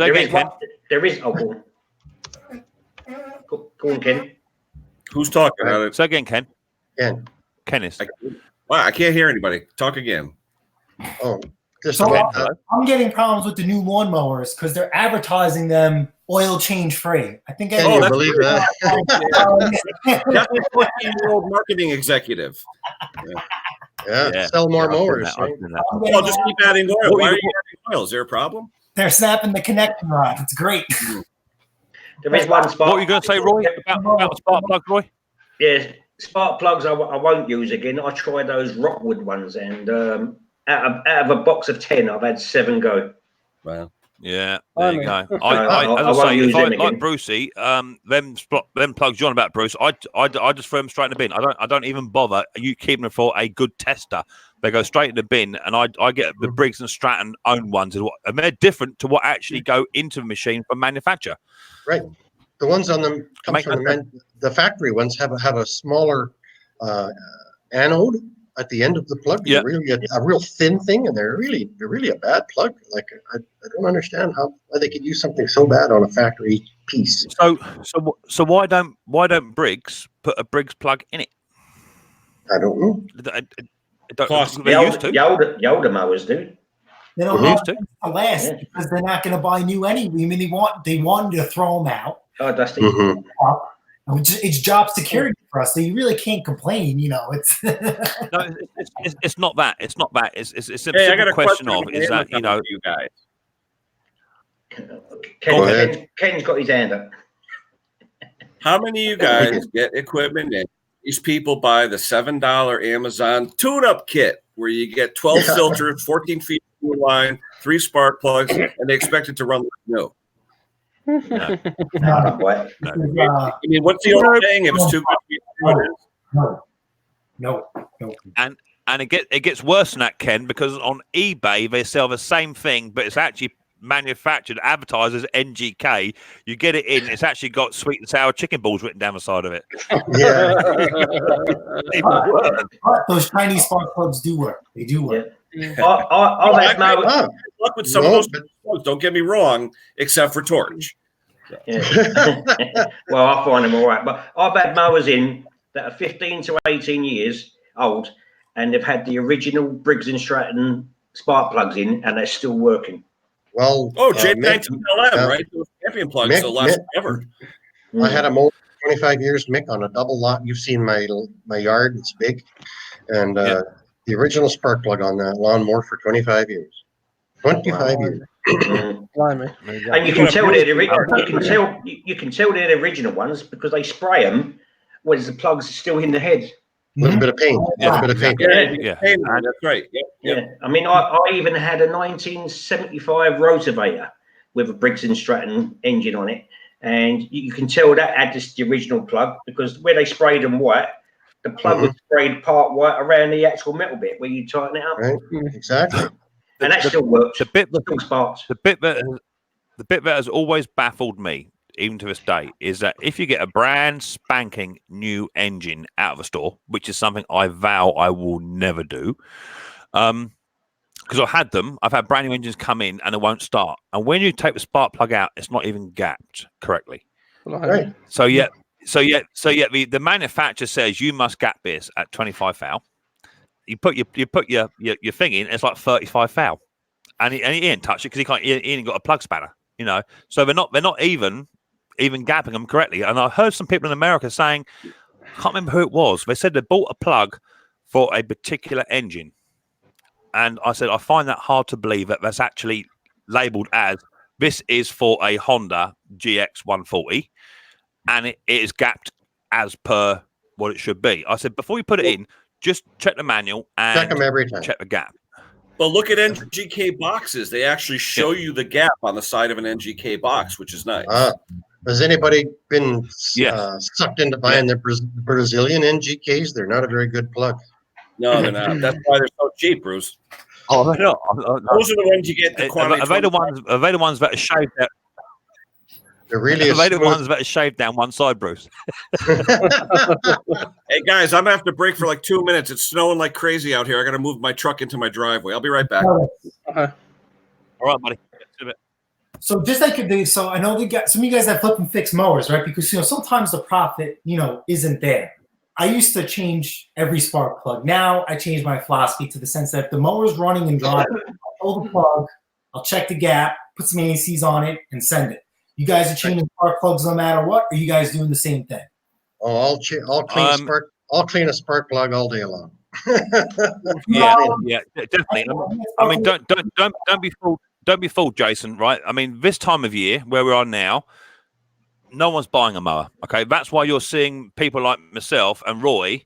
We'll be stripping down mowers. We'll be painting them up. We'll be spraying them up. We'll be nice and pretty. Because come the springtime, people are like magpies. If it looks new and it's shiny, they're on it like a tramp on chips, right?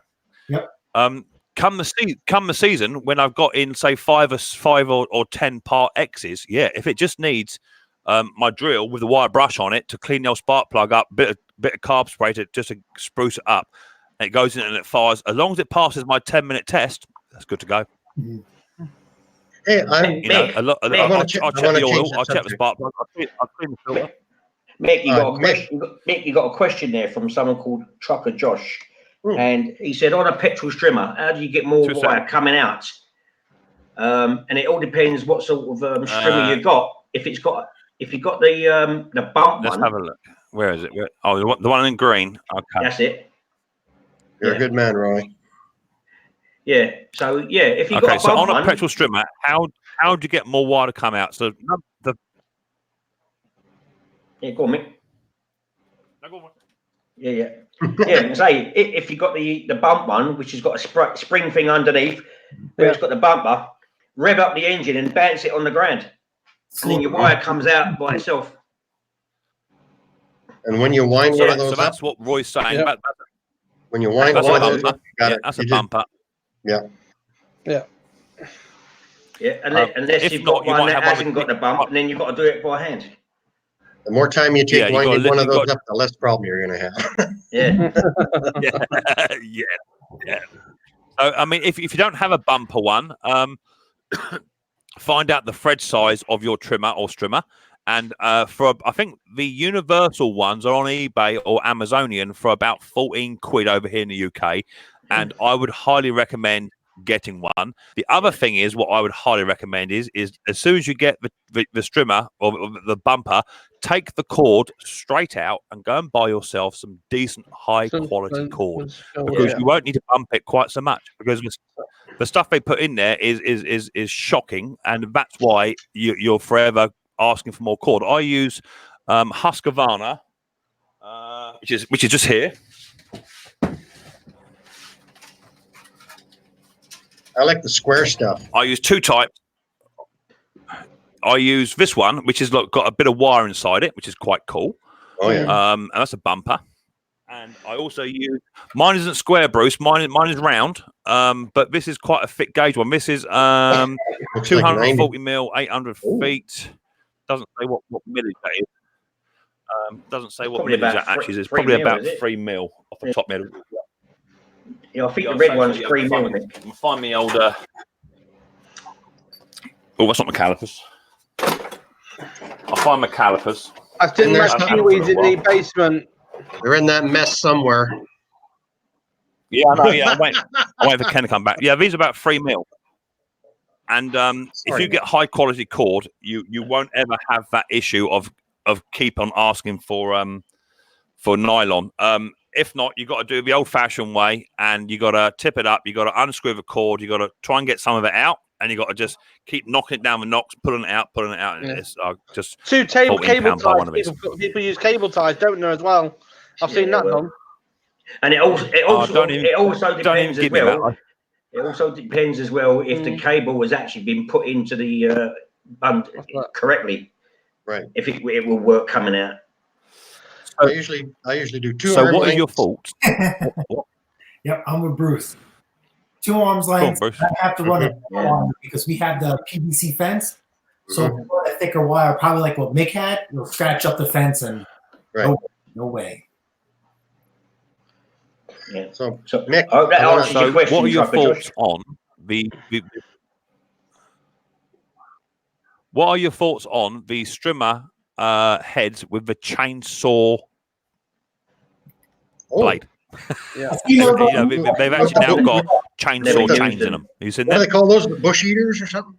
Yeah, I've seen them. Yeah, brush cutters. Husqvarna uses those on the straight shaft trimmers. You can get the. I don't know. I wouldn't like to use it.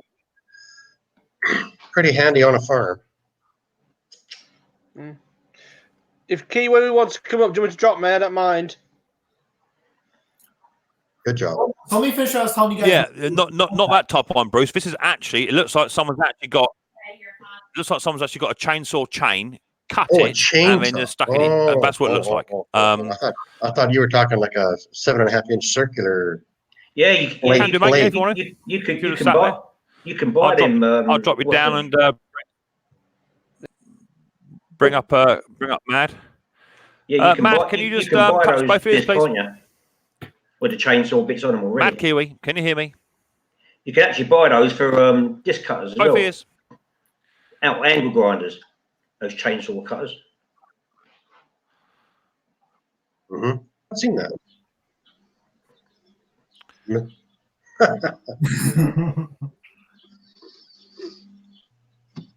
He's here. Stones. Bruce is frozen. No, he ain't. No, Bruce is moving. It's my neck. I'm gonna redo my stream.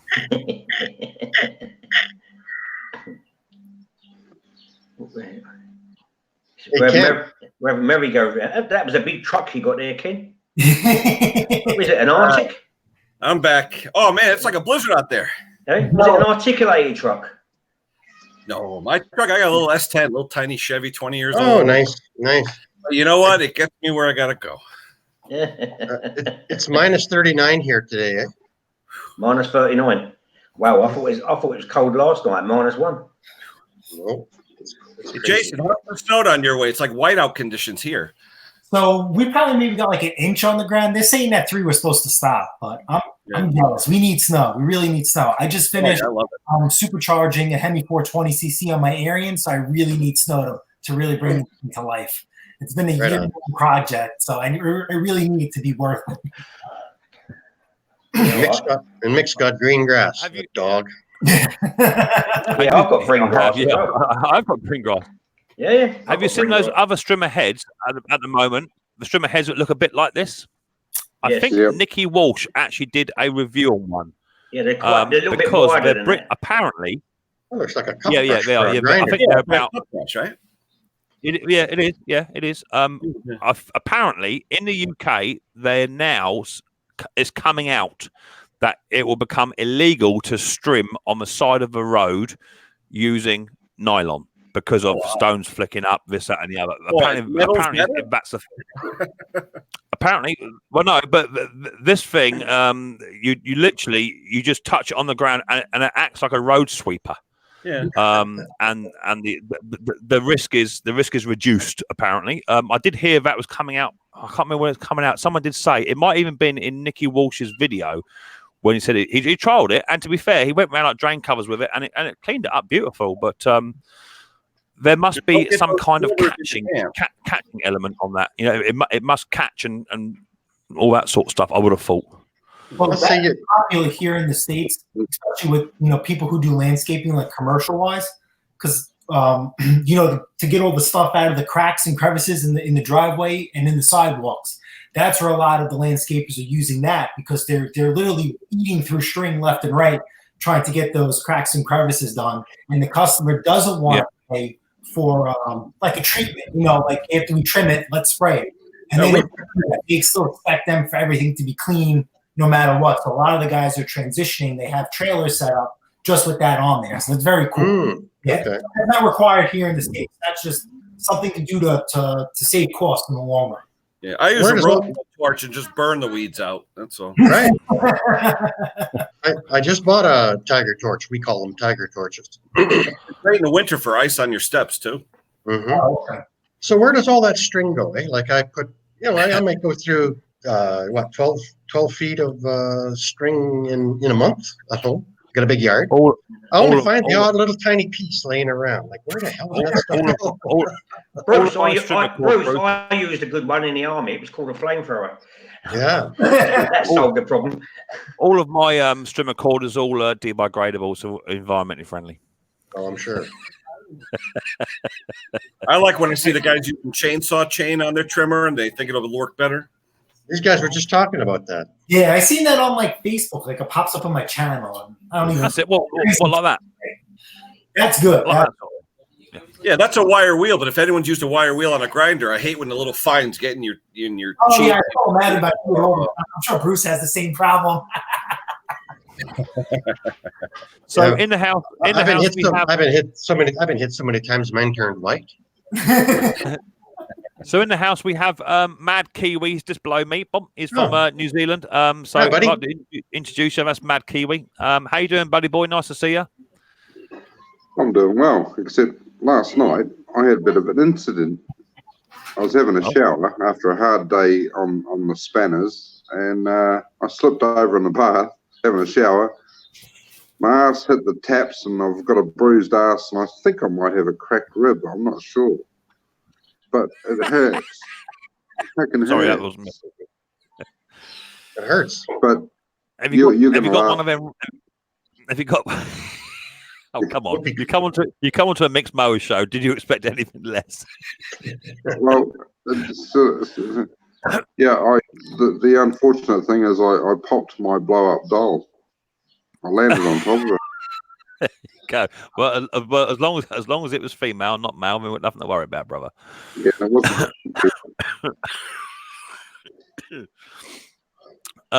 So what have you been turning spanners on then? You said you had a hard day spanner turning. So what have you been working on?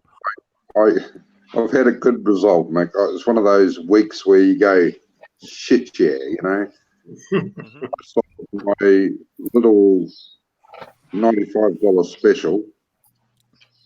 And I turned $95 into $425. Then I fixed up my other little $150 special, and the guy paid me $500, and I gave him $50 back because it embarrassed me. It wouldn't start on the first pull like it normally did, so I gave him $50 back.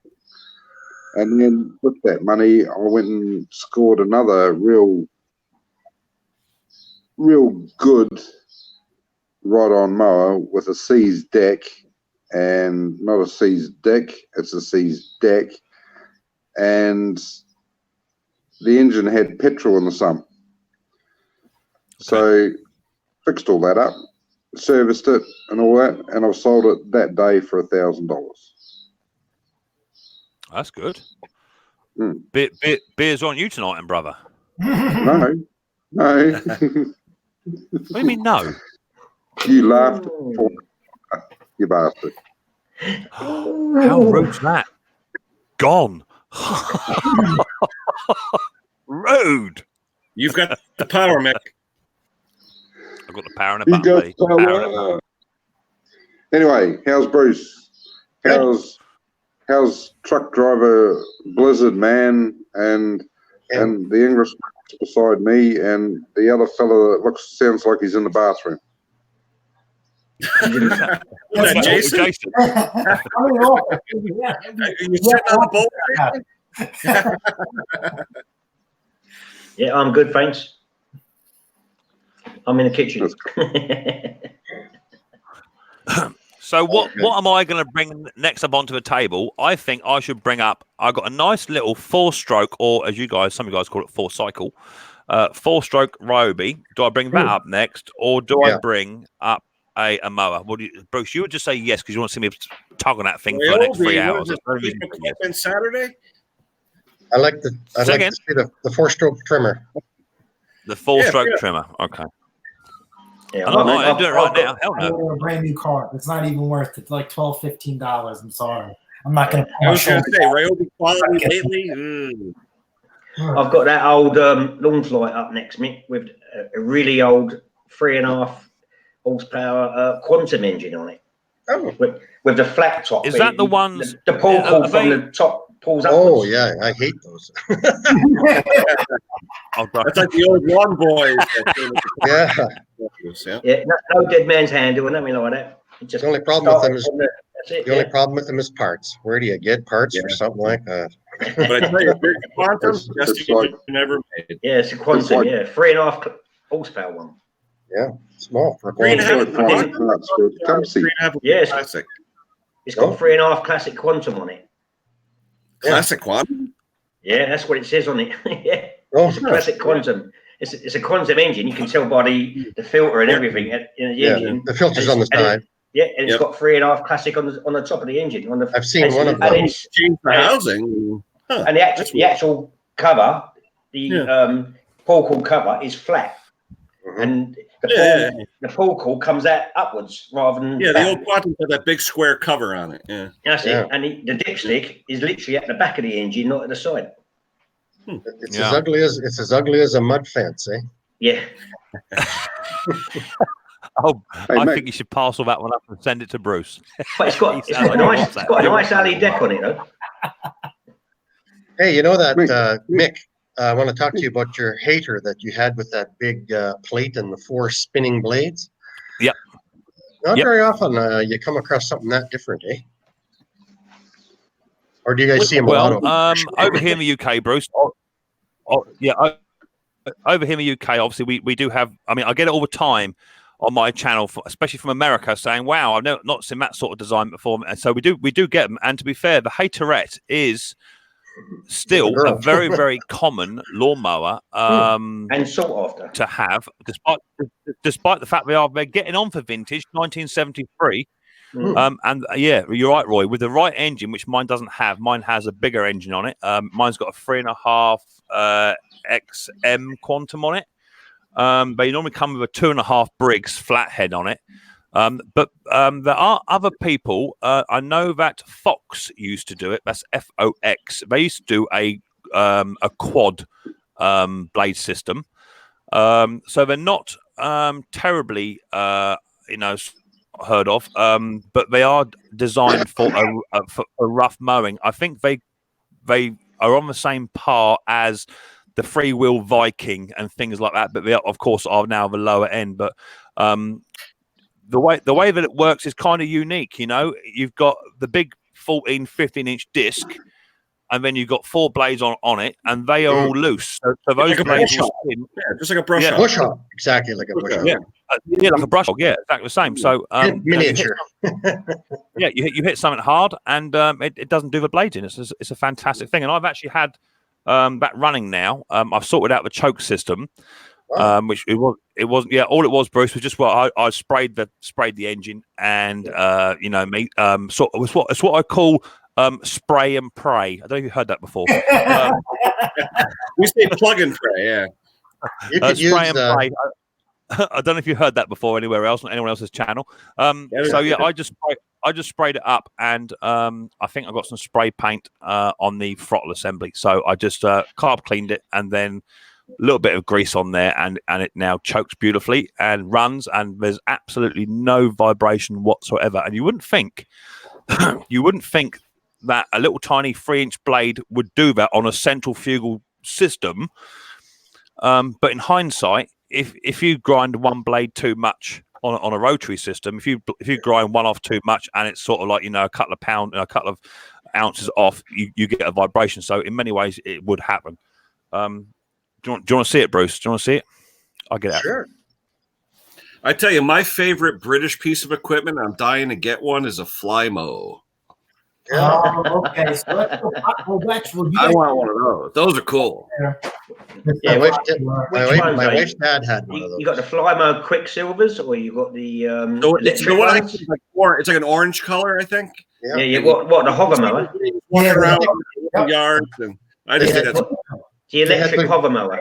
Yeah, they had a Tecumseh engine in them, I believe. Yep.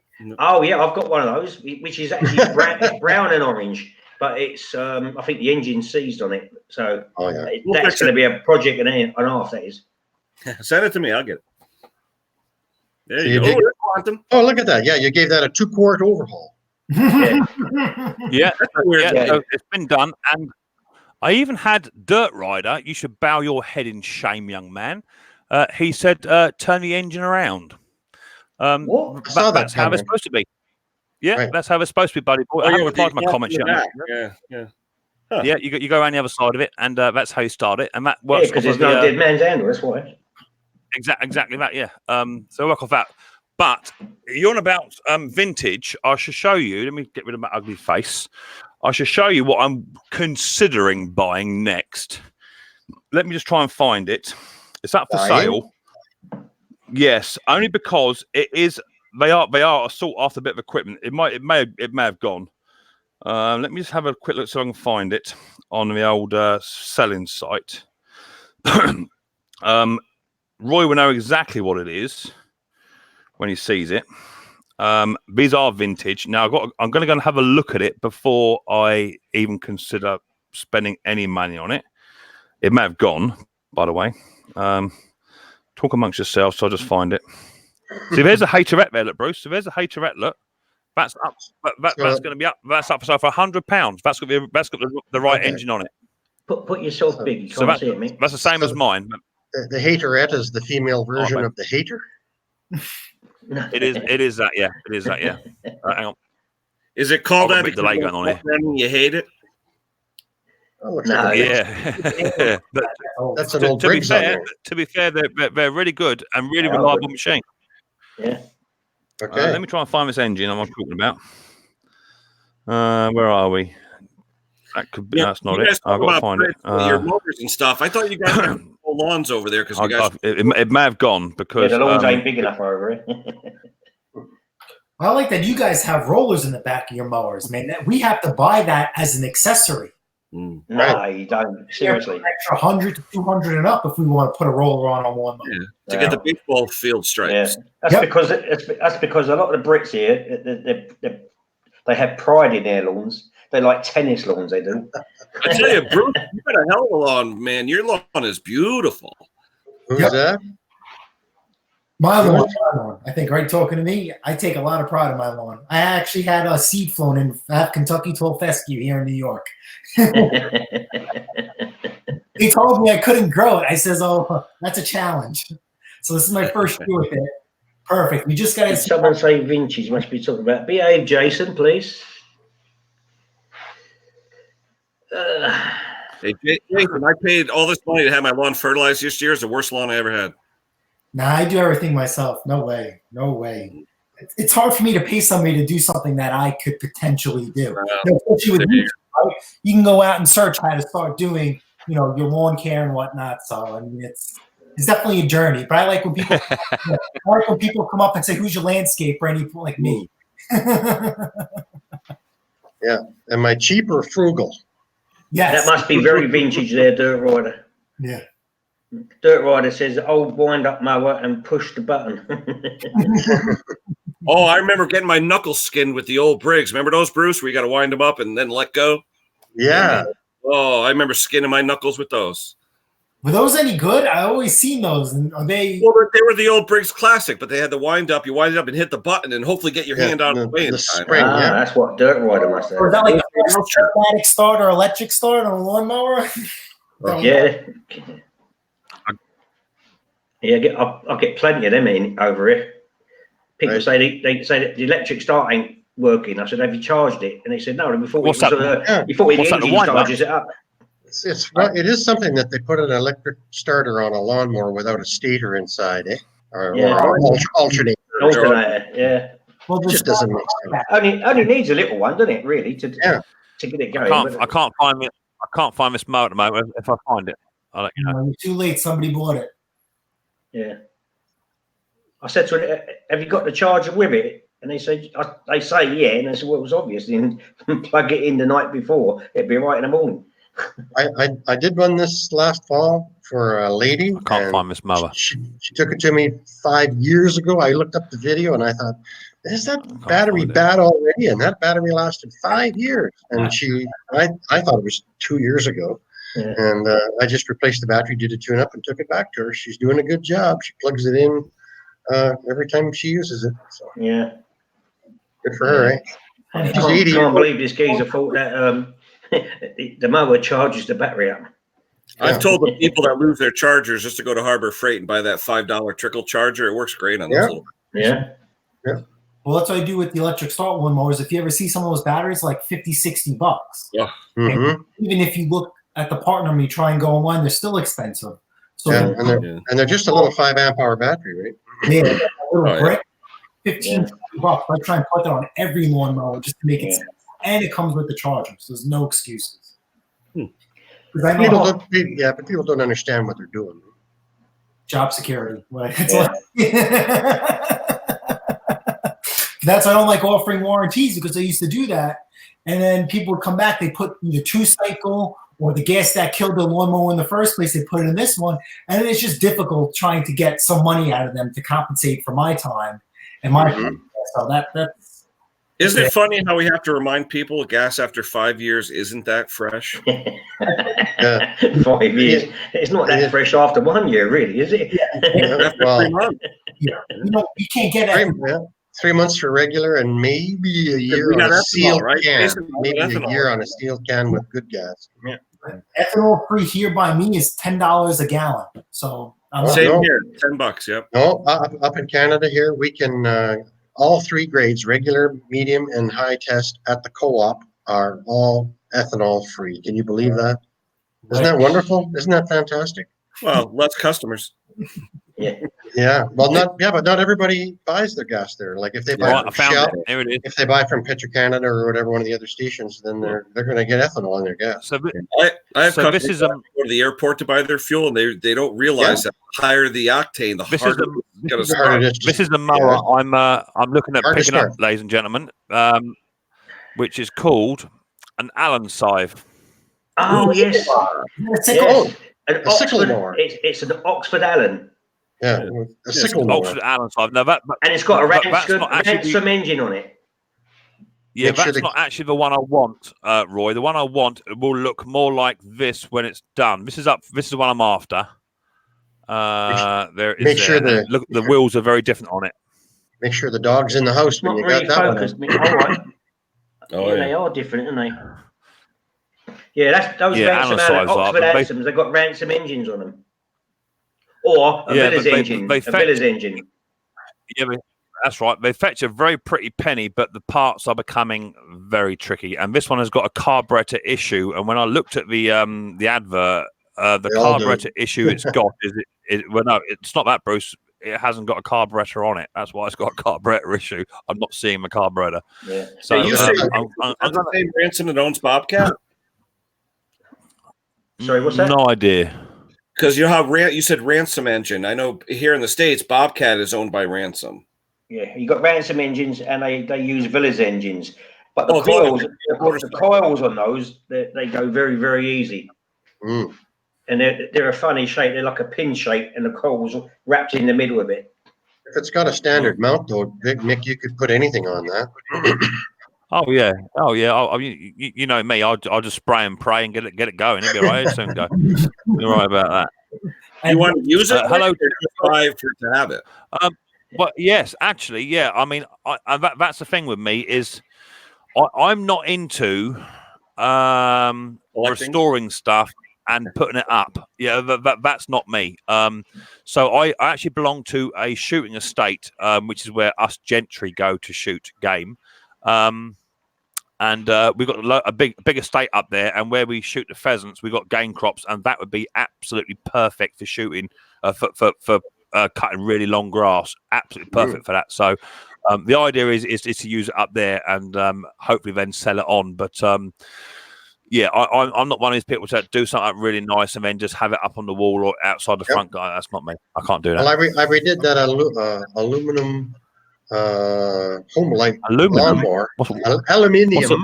Aluminium. Yeah, aluminium lawnmower, and I painted it red, and it had that little Briggs classic side mounted on that. And I take it into the alley and I beat it up and cut weeds and rocks and trees. And it looked pretty when it was finished, but it's already getting scratched up.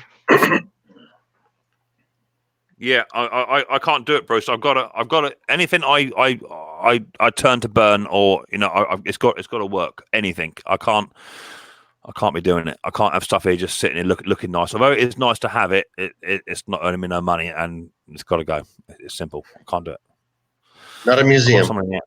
No, it's not. It's not a museum. Despite the old relic sat in front of me now. I just had a beep then. Someone tried coming in the house. I've got Top Conquer trying to come in the house. I'm going to have to pack it in, you guys. Bruce, shoot off at all. Bruce, you got another good 4 hours streaming in you. I can see it in your face. yeah. He'll be asleep sitting there. Anyway, Bruce, as always, buddy, you're always welcome, mate, and I thoroughly enjoy it when you come up because we have such a good laugh, mate. So you're always welcome, mate. You have a fantastic day. Look after yourself and your beautiful family, and we'll see you again soon, buddy. Thank you. Nice to see you all. And see you later, Bruce. Yeah, it was great. Ken, first time, eh? Oh yeah, for me and you, we talk a lot on the street, on the chats, and that's about it. Yeah. Okay. And I forget your name down there. Pate's Performance, or what's your name? Pate's Performance. Okay, is that your name? Jason. Last name. Jason. Sorry. Hey, Dougie. All right, I'm out of here. See you later. All right, mate. Yeah, Mick, I've got to shoot off as well, mate. All right. Oh, there's gamers in the house. All right, Roy. Yeah. No worries, buddy boy. I'll catch you soon, Roy. Look after yourself, mate. Yeah. Take care, everyone. You too, mate. Bye-bye. Bye-bye. You know what? I'll check out too. Three's Company. I got to get my Sunday. I know. It was bailing out on me. That's the time of bed. It's tomorrow's Sunday. I got to get an upload going. Jason, say hi to Henry. Yeah, absolutely. Appreciate it, Ken. Great. Jason, tell Henry to get his bum up here. Okay, we'll do. With the Crocs. We'll get him up one night. Yeah, we'll get him up. Definitely. All right, buddy. Take care, guys. Have a good one. Ladies, taters. Mr. Doug Sweener, how are you doing, buddy boy? Nice to see you. I can't hear you, Doug. You're muted.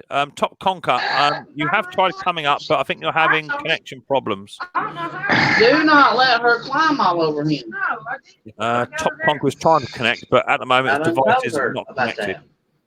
So I'm going to put the link out here a couple more times. Lily, go play Legos. There's the link. Feel free to come on up. Top Conquer's having some serious problems trying to get up here. It won't connect. I'm on live with Mick. How you doing, Dougie boy?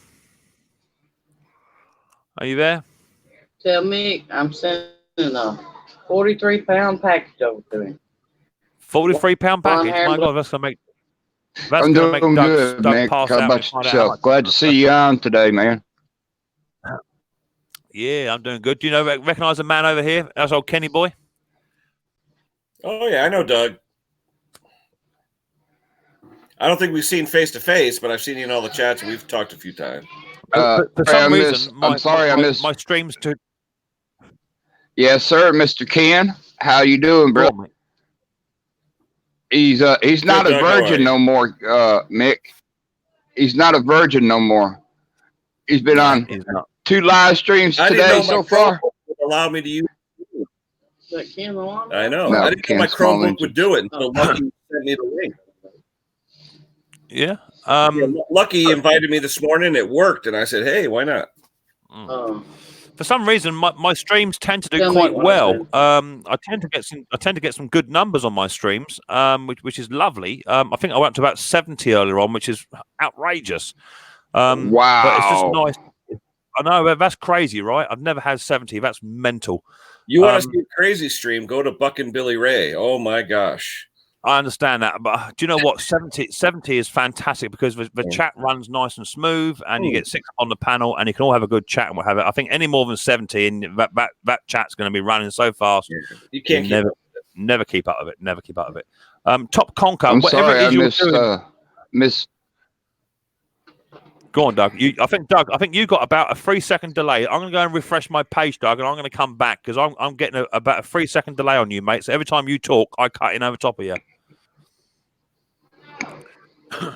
Hey, Mick, when Lucky was talking this morning, he was saying to do the streaming thing, you have to pay for that or what to be a host? So, to do normal StreamYard, it's free for up to 20 hours per month. Okay.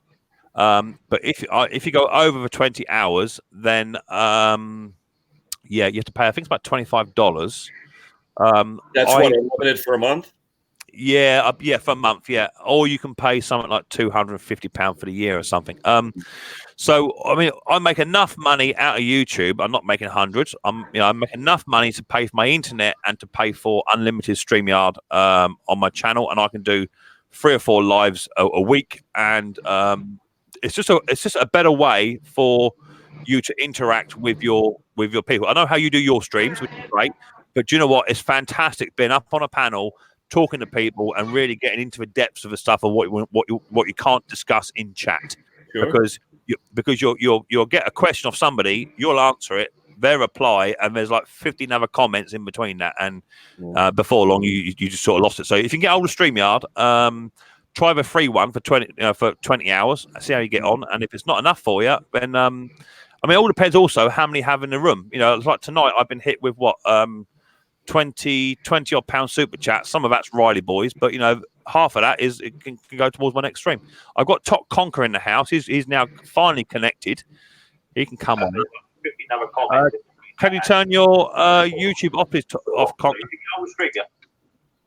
Evening, Mick. How you doing, buddy? Nice to finally see you again. Not seen you for a couple of weeks. Yeah, I've been away. I think I dropped you an email the other day. We've been over in sunny South Africa. Oh, South Africa, fantastic! Yeah. We were invited to a friend's son's wedding, and we decided to make it a holiday over the Christmas and New Year. Fantastic! That sounds cool. Apart from the mosquito bites. All right, did you get whacked by a mosquito? I got 32 in the first day. Really? Lord! I mean, they're looking better now. Yeah. Well. They do say the mosquitoes go for the more vintage style meat, is what I've heard. I don't know about vintage, but my God, they got me. How big? How big are they? Look like they take you off. Never touched the missus. It's only me. There you go. But there we go. Yeah. Back in the garage. So what you been messing around? What have you been working on then, Conker? You been working on anything interesting? Yeah, I got a couple of Hondas in there, and I couldn't get the. You wouldn't believe it. Couldn't get the wheels up. The wheels. Oh, for God's sake! It's been a long day, mate. Don't worry about it. You wouldn't believe what I've been up to the day. You're going to tell me all about you couldn't get the shoulder bolt off the bolt, aren't you? No, I wouldn't go that one. Flywheels, mate. Just get the flywheels off. I told you how to do it, buddy boy. Told you how to do it. Yeah, I seen it. I watched it. Enjoyed it. I even ended with that bought an air hammer on there.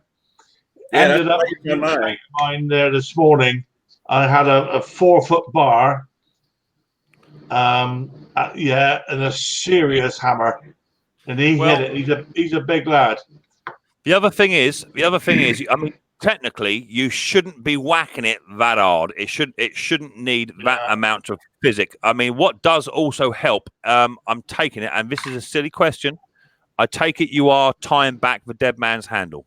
Absolutely, took it off completely off the spring. I ended up putting WD-40 down there, and that eventually, with a little bit of persuasion, we managed to get one of them off. Well, it generally takes me about five good hits to get a flywheel off. Yeah. I've never really come across anything really stubborn. The only other thing you could do is just apply a little bit of heat to it because it's alley. So you could put a blowtorch on there and just heat it up because the crankshaft is not going to expand any. The alley will expand a bit more. So put some WD-40 on it, then whack it with some heat for 3 or 4 minutes. Get it nice and warm, and then put the nut well on the thread, and then give it a nice big whack. And it should go to the point. Sorry? Say again, Ken? Air chisel. I use an air chisel with a blunt tip into where the center's drilled on the end of the crank. Yeah. Put a bar, and it all the time. Yeah, well, these there was 2 of them. They're quite old Hondas. They've been around for a long time. And when I got them off eventually this morning, you could see where they'd grown on. They literally corrosion. Yeah, you get the dissimilar metals. Yeah. Called gunneling. They call it. Is it gunneling or galvanic corrosion? Yeah. Anyway, they came off eventually. I got to a size 12 sledge, I think, by the time we got there. It came off. Anyway, it turns out there was nothing wrong with it. Anyway, I thought the key, they might have spun on the key. Turns out there's nothing wrong with them. Wow. Doesn't that suck, though? You get them off, you spend all that time, and there's nothing wrong. Yeah. Oh, good fun, mate. You should have rang me up. I would have laughed at you. Thanks, mate. I think I sent you a link, actually, for about talking about, shafts and stuff, about a shaft straightener for lawnmowers. And they're only 280 quid, bargain. Yeah, you can keep it. Exactly, that's where it still is on eBay. Yeah, I'll be back in 2 seconds. Yeah, I tell you that the Brig sells a shaft straightener, but it's like $200 or $300. It's ridiculous. Exactly right. Yeah, you can buy a whole new crank for $40. Yeah, well, I wouldn't even bother, to be honest with you. If it's that bent, it stays bent. The bits come off, and the rest of it goes in the junk. Can't be messed with it. Happy days. Oh yeah. Yeah. Whoever said it was easy, I don't know. That's why we got myself. Funny enough, I'll show you.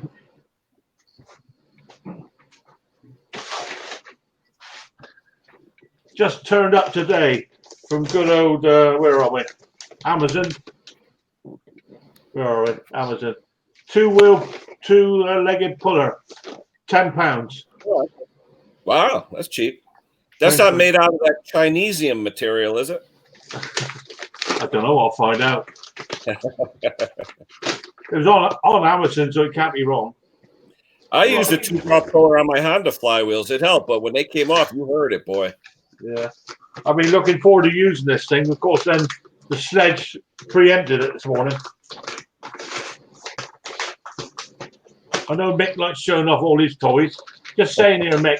Turned up a two-legged puller turned up this morning for £10 from Amazon. Two-legged puller? A puller. A what? A gear puller. You bought a 2-jaw puller. 2-jaw. Hill cut, so it's pretty good stuff. One like that, but with 2 legs on it, yeah? Huh? One like that, but with 2 legs on it, just two well, jaws. So all 3. Yeah, I bought a set off of Amazon. I got this one. I got one 3 times bigger, and I got a 2-jaw puller for 11 quid. Yeah, this is a tenner. Yeah, I got all 3 for about 11 quid. Yeah. Anyway, that should do the job. Well, too late now. The sledges worked, but we'll have a bit of fun with it. The other thing, what you can do, is if you just get a lawnmower blade, cut it in the middle, so you got about 6 inches, and then you just put 2 big bolts down through it, and then just put a big bolt down through the center of a washer, and then you can just pry it up. That works too. Sorry, mate. Give it again for me. So if you get a lawnmower blade and cut it in the center, so you got about 3 inches either side of it. You've got the big hole, and you've then got 2 small holes. You can drive the bolts down through, tighten them up, and then you can put the puller on top, and that pries that up. Yeah, like if you're pulling. Yeah, that's a good idea. Exactly. Yeah. Do that. You can do that. Well, next time. Hopefully it won't be next time. At the end of the day, you can only do what you can do, and if you're struggling to get flywheels off, you just got to mix it up a bit. My method is somebody put it on there so you can get it off. But it's we've all been there. I mean, I had problems with this haterette. I could not get that disc off for love nor money. But there's nowhere for you to actually physically pull on it. That's not going to happen. So I looked up a video on YouTube. A friend of mine, Luke, who I mentioned earlier on, and he just drilled two holes in there. And then he put 2 bolts through it with a lawnmower blade and used a two-jaw puller. Done. As long as you don't hit a stator or something underneath. Yeah. There is that, and also that big metal plate is not really designed to be pulled on either. So you got to have some pretty big washers behind it to take the pressure up. But it should work for you. I can tell you, Nick, for £10, that's good gear. Hillcoat's good stuff. That's brand new for £10. And what's that in dollars? About what? $12, $13, $14? About $14, something like that. Yeah. Reasonable. Hey, Mick, I'm gonna have to hit it. I gotta go outside and do some snow shoveling. It's getting thick out there. All right, buddy boy. I'll catch you soon. And if you want to pop back in, mate, give us a shout. All right.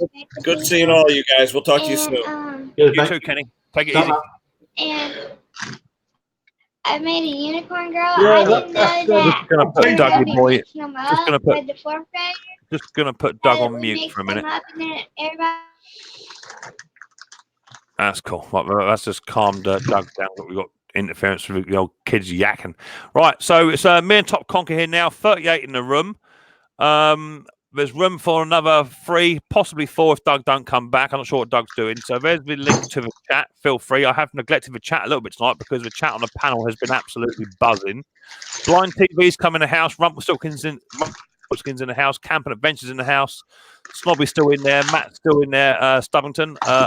I apply a small amount of heat around the edge of the flywheel near the crank. Works a treat. There you go. Yeah, fair enough. It's, will work eventually. You ain't got to get it red hot, No. It won't like being heated up anyway. But especially if you're going to heat it, then whack it. So just use common sense and just put a little bit of heat on it. Yeah. Of course, you couldn't knock straight down on top of the end of the crank because it had there's like that mesh. It sits on top. This riveted on top of the just draw that out. Yeah, I'll draw that out. Yeah, well, I had a copper drift. Put a big copper drift on there, and my mate, who's a biggish lad, gave it some welly.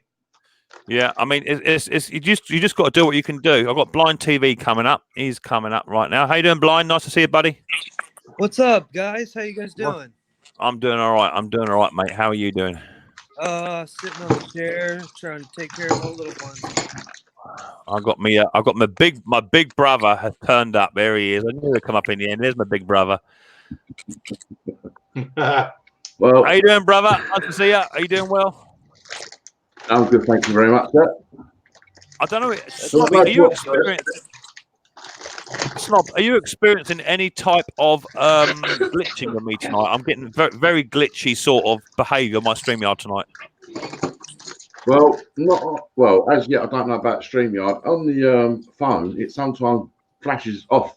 Like a whole lot just goes off and does that about 3 or 4 times and just comes back. But it's never done that before, ever. But it's just recently started doing it in the last couple of weeks. Yeah, I don't know what I think it is a StreamYard glitch. I think I'm not quite sure, but it's doable. It's tend to have cleaned up since Bruce and Ken have left. I'm not sure whether it's just across the states, but we have got 2 lads here on the states anyway. So weird. I don't know what it is. Yes. Yeah. Hello, Doug. Hello, Blind TV and Conker. That's it. Top Conker. That's it. I remember. Yeah. Good to see you guys. Conker, I was going to ask you. You asked me a question. We had a bit of an email conversation about 4 weeks ago, I think, about a carburetor. Did you ever get that sorted out? Yeah, got it sussed, mate. Took on your advice. And what was it? Hey, yeah. Basically, the jets. I thought they were clean, but they obviously weren't. And I went through with the old supersonic bath. and I got hold of some of the pilot hole cleaners. You use for welding, and I managed to clear it out. But there was 2 holes, as you quite right said, right on the intake there. That's the ones with those. No problem at all. Yeah, good. Good I'm advice, pleased. mate. I'll send you my invoice for that next week, then, mate. No worries. Yeah, the check's in the post.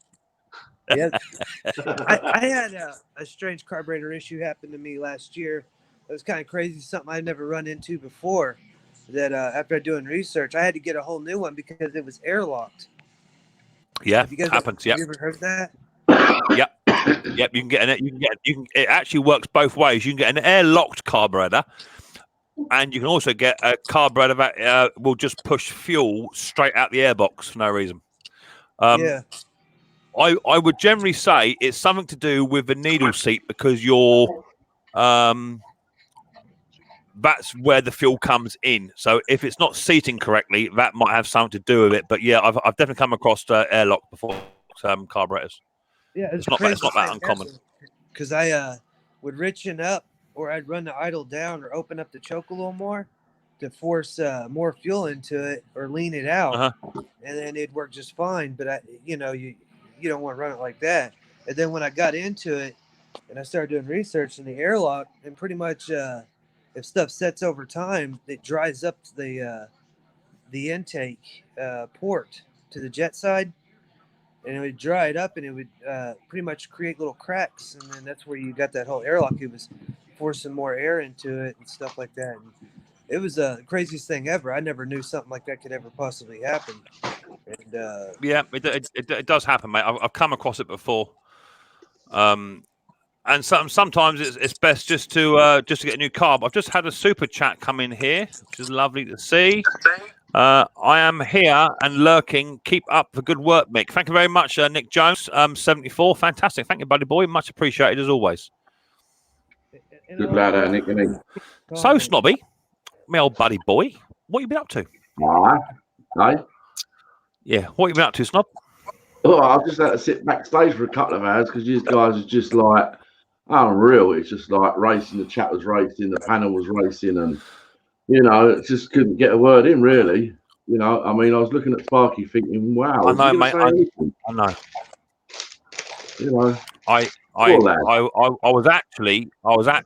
was actually struggling, Snob. I think I had 74 in the house earlier on, and the chat was reaming, and everyone was chatting, and I was struggling. Oh, fantastic. I mean, do we have to wait for you to post that link, by the way?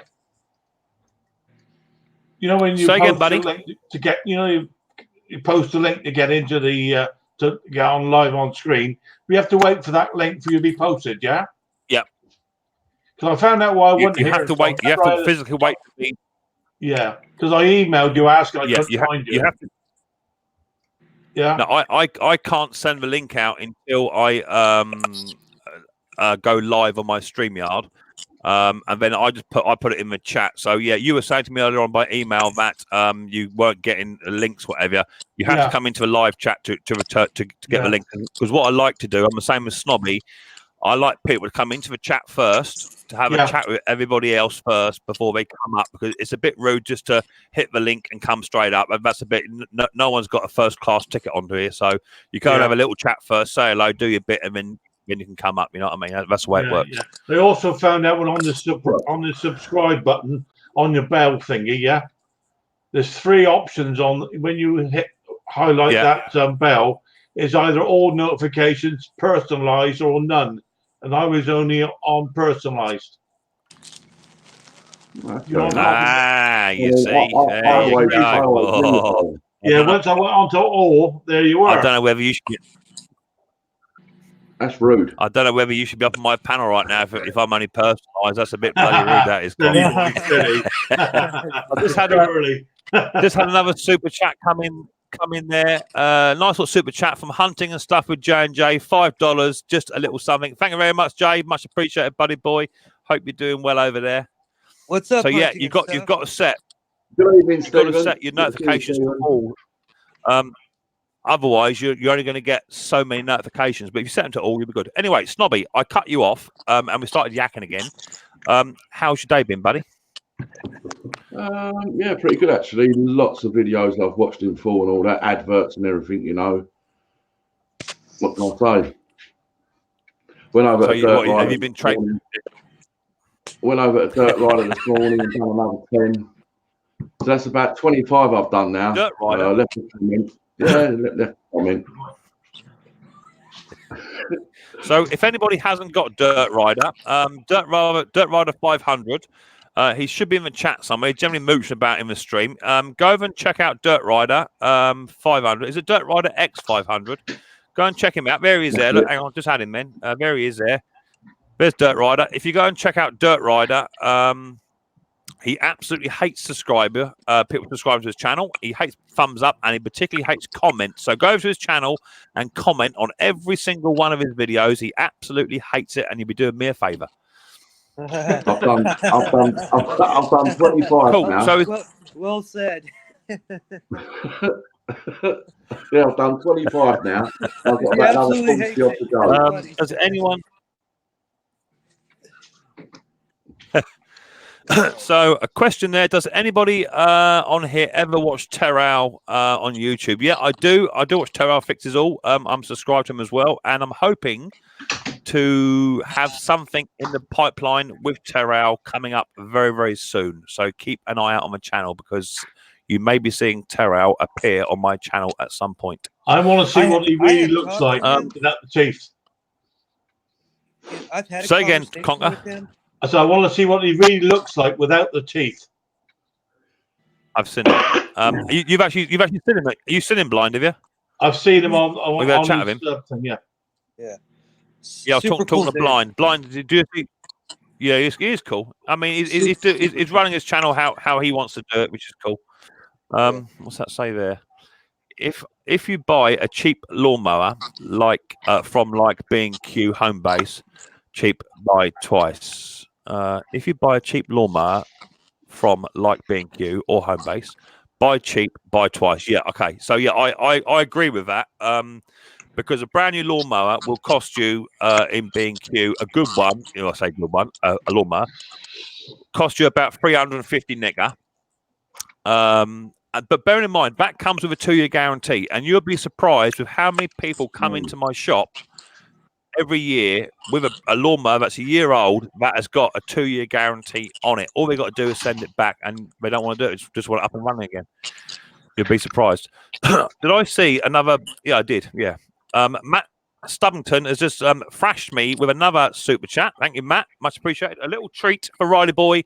Get him some Kinder Eggs. That boy is going to be turning into a Kinder Egg before the end of a week, I'm telling you. Thank you very much, Matt Stubbington. Much appreciated. He will be. What's that? Say again, Snob. Yes, Diet Rider. I was saying Easter's on its way, so perhaps you could save a few up for then. And do a Kinder Egg hunt around. Yeah, what I might do, I might get. I think you can get the big ones. I think off of Amazon. I might put a couple of them on the wish list for Riley Boy. What I'm going to do, I'm just going to refresh my StreamYard because it is a bit glitchy. So I'm just going to refresh it. I'll drop down and then I'll be back in no less than 2 ticks. Hey, Snobby Scrappy Picker. Yes, mate. I appreciate your concerns and your condolences for my balls. They are feeling much better from my surgery. A little bit on the frozen side right now. They look more like Raisinets for the last 48 hours. What we talking about? They feel like a walnut. Well, Rumpelstiltskin, buddy down there, I sure liked his little comment. He kind of made me laugh. You know, no balls blind TV. You know, instead of I can't see, it's no balls. Oh, they're still there, but there's just mini me's. I mean, little Raisinets. You might as well call me Raisinette blind TV because until this is all over with, that's pretty much what's going down with me. And so I appreciate your guys' support on making me feel better. Yeah, well, that's what it's about, isn't it? Yeah, you'll be surprised that like a penguin, though. The struggle is real, man. Edward Thomas, you'll be surprised. Even the Hondas come in there, mate. I still get the Hondas coming in, and it's not about what like engine I'm 90 it is. years old walking to the It's about refrigerator. it's simply about people just not looking after their machines. That's what it's all about. They don't look after their machines. So Scrappy, you do anything new? Me? Yeah. Anything new on the old channel? Well, I do have a 1K video that I'm going to post on Monday. This Monday coming. It's a 1K giveaway. There are 4 prizes up for grabs, and basically in the video it just says like, guess the weight of this square bucket of copper. It's all bits of copper piping. You know, you'll see the video Monday. You'll guess the weight. You just got to guess the weight of it, right? What it would weigh. Do I have to do that in kilograms or in pounds? Can I do it in pounds? Well, when I've done a video this week and I got a new set of scales, new set of digital scales, right? And I didn't realise at the time that they do pounds and ounces. I was a little bit, you know, I didn't realise, but they do actually do pounds and ounces and kilos. So the closest weights get the 4 prizes. It's as simple as that. Oh, I'm Yeah, definitely you gonna can have. guess. I'll put my guesses in it. Yeah, it's pound or ounces. Hello, Stephen. Hello, Mick. Well, heck yeah, I'll stay tuned for that, brother. I Yeah, got and you I on my will. notification. Yeah, I will post it at wherever it is, Australia, USA, Canada, Europe, wherever. That's all the 4 prizes going at. Oh, it's awesome. Oh, well, you can watch the video. You can watch the video Monday. Yeah. All right. Yeah. Heck yeah. Well, I'll stay tuned for that. Yeah, good. To be fair, Snobby's going to email me the weight anyway, so there won't be much point in even entering it. Yeah, there's 4 prizes, Mick. There's 4 prizes. You can't have Yeah. it all. Blind. Did you get that? Snobby's going to email me the weight. I'm going to enter it 4 times, so it's not you're just sort of wasting your time, really, mate. Just. I'm gonna take it. That'll be all right. Panel, you guys doing good? I'm doing fantastic. Yeah. How you doing, Stephen? I see you just popped in there. How are you doing? I'm okay. I'm a lot better now than I had been a few days ago. I fell outside, and I broke my glasses. So these this frame here. Blind. I broke the lens. The glasses snapped right here, and it's been held up by sellotape. Oh, the old Jack Duckworth.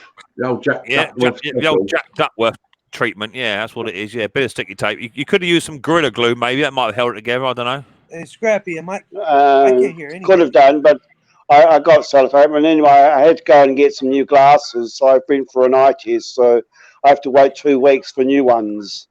I can hear you, Blind TV. What's up, Blind? Are you having hearing problems, Blind? I can't hear nobody. If what I do, Blind? Okay. I'll dump you out the basement, mate, and then just you and me. Blind. Can you hear me? You can't hear you. Blind. Right. So I'll dump him out the basement, and then he can come back in a tick. Yeah. Come back up. Just kick him out. All right. Kick him out. And then he can come back up in a minute because he was talking over everybody. That's why no one else could hear. So you done your glasses in then, Stephen? Yeah, I've got a sore arm as well, so that's not. Well, you're right in the wars. You know what they say about broken glasses, mate, don't you? Yeah. Well, it was my fault. You should have gone to Specsavers. I did afterwards. It was my fault. I was listening to music. I had my phone. I was listening to music, and the cat got in the way. And when I went up to step, I mistook it. Yeah. I went over. I had fallen before, but I was okay then. But now, just recently, I fell over and my glasses came off this time. Mm. And they snapped. And oh dear. Have you not got a spare pair then? No, I haven't. Oh well, you have to go down to Specsavers, buy one get one free job, mate, innit? Well, I've been to them already, and I've had an eye test. I've got to wait 2 weeks for the new glasses to come in. Right. But considering these glasses I originally got when I was in New Zealand, then they were about $300.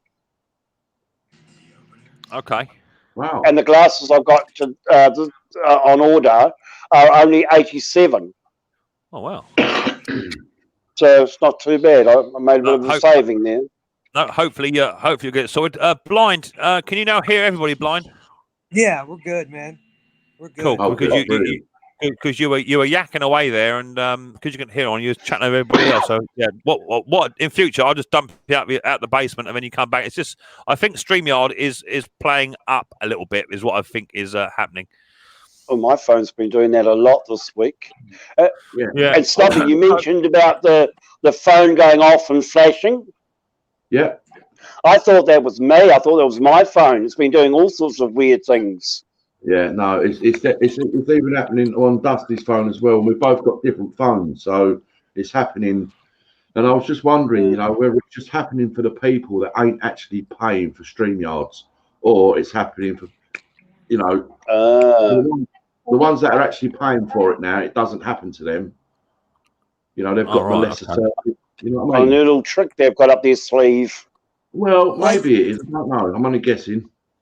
Well, I do know StreamYard is like in overload mode because I've seen more people doing live streams today than I've seen in weeks. Like, I mean, it's a ton of channels are out there just streaming right now. I mean, I just looked a minute ago, actually, and I think there's about 4 people who are normally on my channel who have gone live tonight as well. Yeah, I mean, you know, it's a free platform, isn't it? You can go live whenever you like, can't you? Yeah, exactly that. You know, it's you know, the biggest problem is with it, and it's a bit of a balls for me, is that I would like to visit other people's channels too, but I can't because I'm live. So for me, I prefer it if it didn't go live when I did, because I can then go and watch their live stream. So I miss out on about 3 live views. That's a pain in the bum for me. But no, it's a free channel. You can go live whenever you like. You know, it's completely up to you. Well, I was talking to Ali Mack earlier, and I was saying about next week maybe, or you know, coming weeks, the old midday streams. You know, like I'll be doing one. I know you like to do them as well, Mick. You know, and like get Ali involved. You know, Ali needs to do these hours up as well. Yeah, but I don't need the hours. So you know, well, much like yourself. You know, so if Ali wants to go live, I'm more than happy with that. I'll move aside, let him do it, no problem. Yeah, no, I mean, like we could just do the whole week. You know. Yeah, we'll figure something out, mate. I'm easy. The Three Stooges. The Three Stooges. The Three My other channel is going live on Sunday. So say again, Blind. My other channel, The Dirty Blind Truth, will be live on Sunday evening at 7 o'clock. 7 o'clock your time? Central time, yeah. So that's gonna be about midnight our time, innit? Yeah, if not 1 o'clock. Yeah, if not 1 o'clock. Yeah, we'll try and catch it. On that note, please, I've got 35 in the house. It's dropped a little tiny bit, but people are obviously live elsewhere. That's probably why. Don't forget, Dusty Blonde is live tomorrow, 7 o'clock UK time. Or half. What time, Dusty? 6:30. 6:30 in the evening. Dusty is live, and she will be revealing her toolbox for the first time live on TV. So not to be missed. So make sure you check out Dusty. And if everyone can go and check out Dirt Rider's channel, Dirt Rider X 500, go and check his channel out, please, guys, and watch every video. Leave a comment, thumbs up, and everything like that. I'm sure he'll appreciate it. So I've got some photographs here. Jason Hughes had sent me progress so far. This is, of course, was he doing the gearbox? Was he? Yeah, he's been doing a gearbox, hasn't he? He went out and took one out from a Saphira, and I think he's got it in his own Saphira. He's actually got it sort of ready to put the other one in. I think something like that. He's dropped the subframe, I think. Let me. Granny's lurking. Good girl, Granny. Right. So this is going to be. It says progress so far. There you go. So there's Jason Hughes. He's got the car up in the air. And he's got. Is that engine out or engine in? Looks like engine out. I would say engine out. Yeah, he's got engine out, and he's got engine going back in shortly. So cheers for that, Jace. Much appreciated. I've also got some photographs of the diesel guy. Oh, what's that? That is a toolbox. Oh, I'm loving the top section. That looks fantastic. I've got someone's coming to the basement. Can't see. Oh, look at the state of that. Lovely. Beautiful. It looks like... I'm sure that was Diesel guys, isn't it? Yeah, that's Diesel guys, yeah. I think And now his wife's tidied it all up. Yeah, lovely. So look, is that all of them? Yeah, it must be all of them. I have more photographs than that. One, two. Oh, she's had a tidy. Go back. There it is. Yeah, lovely. We like to see that sort of toolbox. That's cool. I've got an email there. I've also got another toolbox one here. Oh, toolbox home. Oh, what's happened to my phone?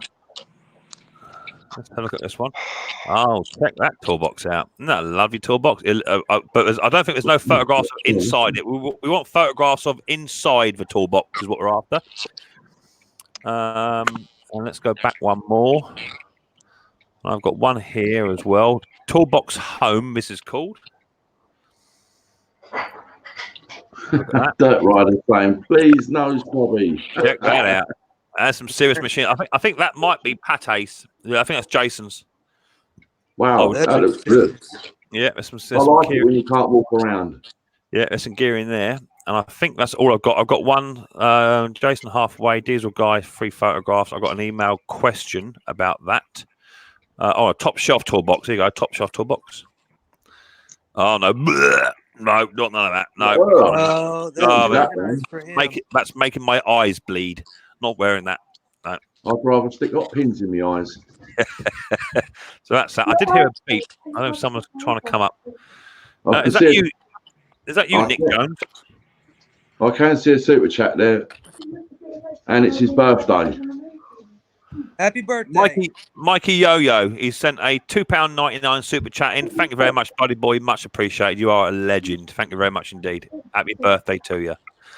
Nick Jones, I can't quite see your face there, mate. You're going to need to do something with that light or something. You know, I can just about make a hat. Yeah, that's you. Yeah. Okay, right. Cheers, mate. Tap. There's Nick Jones. He's coming up. And then I've got one more person who wants to come in. There's Stephen. He dropped out, did he? Okay. Hi, Nick. How you doing? Just phone. I'm all right, mate. Good, good. Say again, Stephen. This phone is playing up. I think what it is, mate, when you go on StreamYard or live streams with a phone, because they don't have an internal fan, they tend to overheat quite quick, and they don't like it.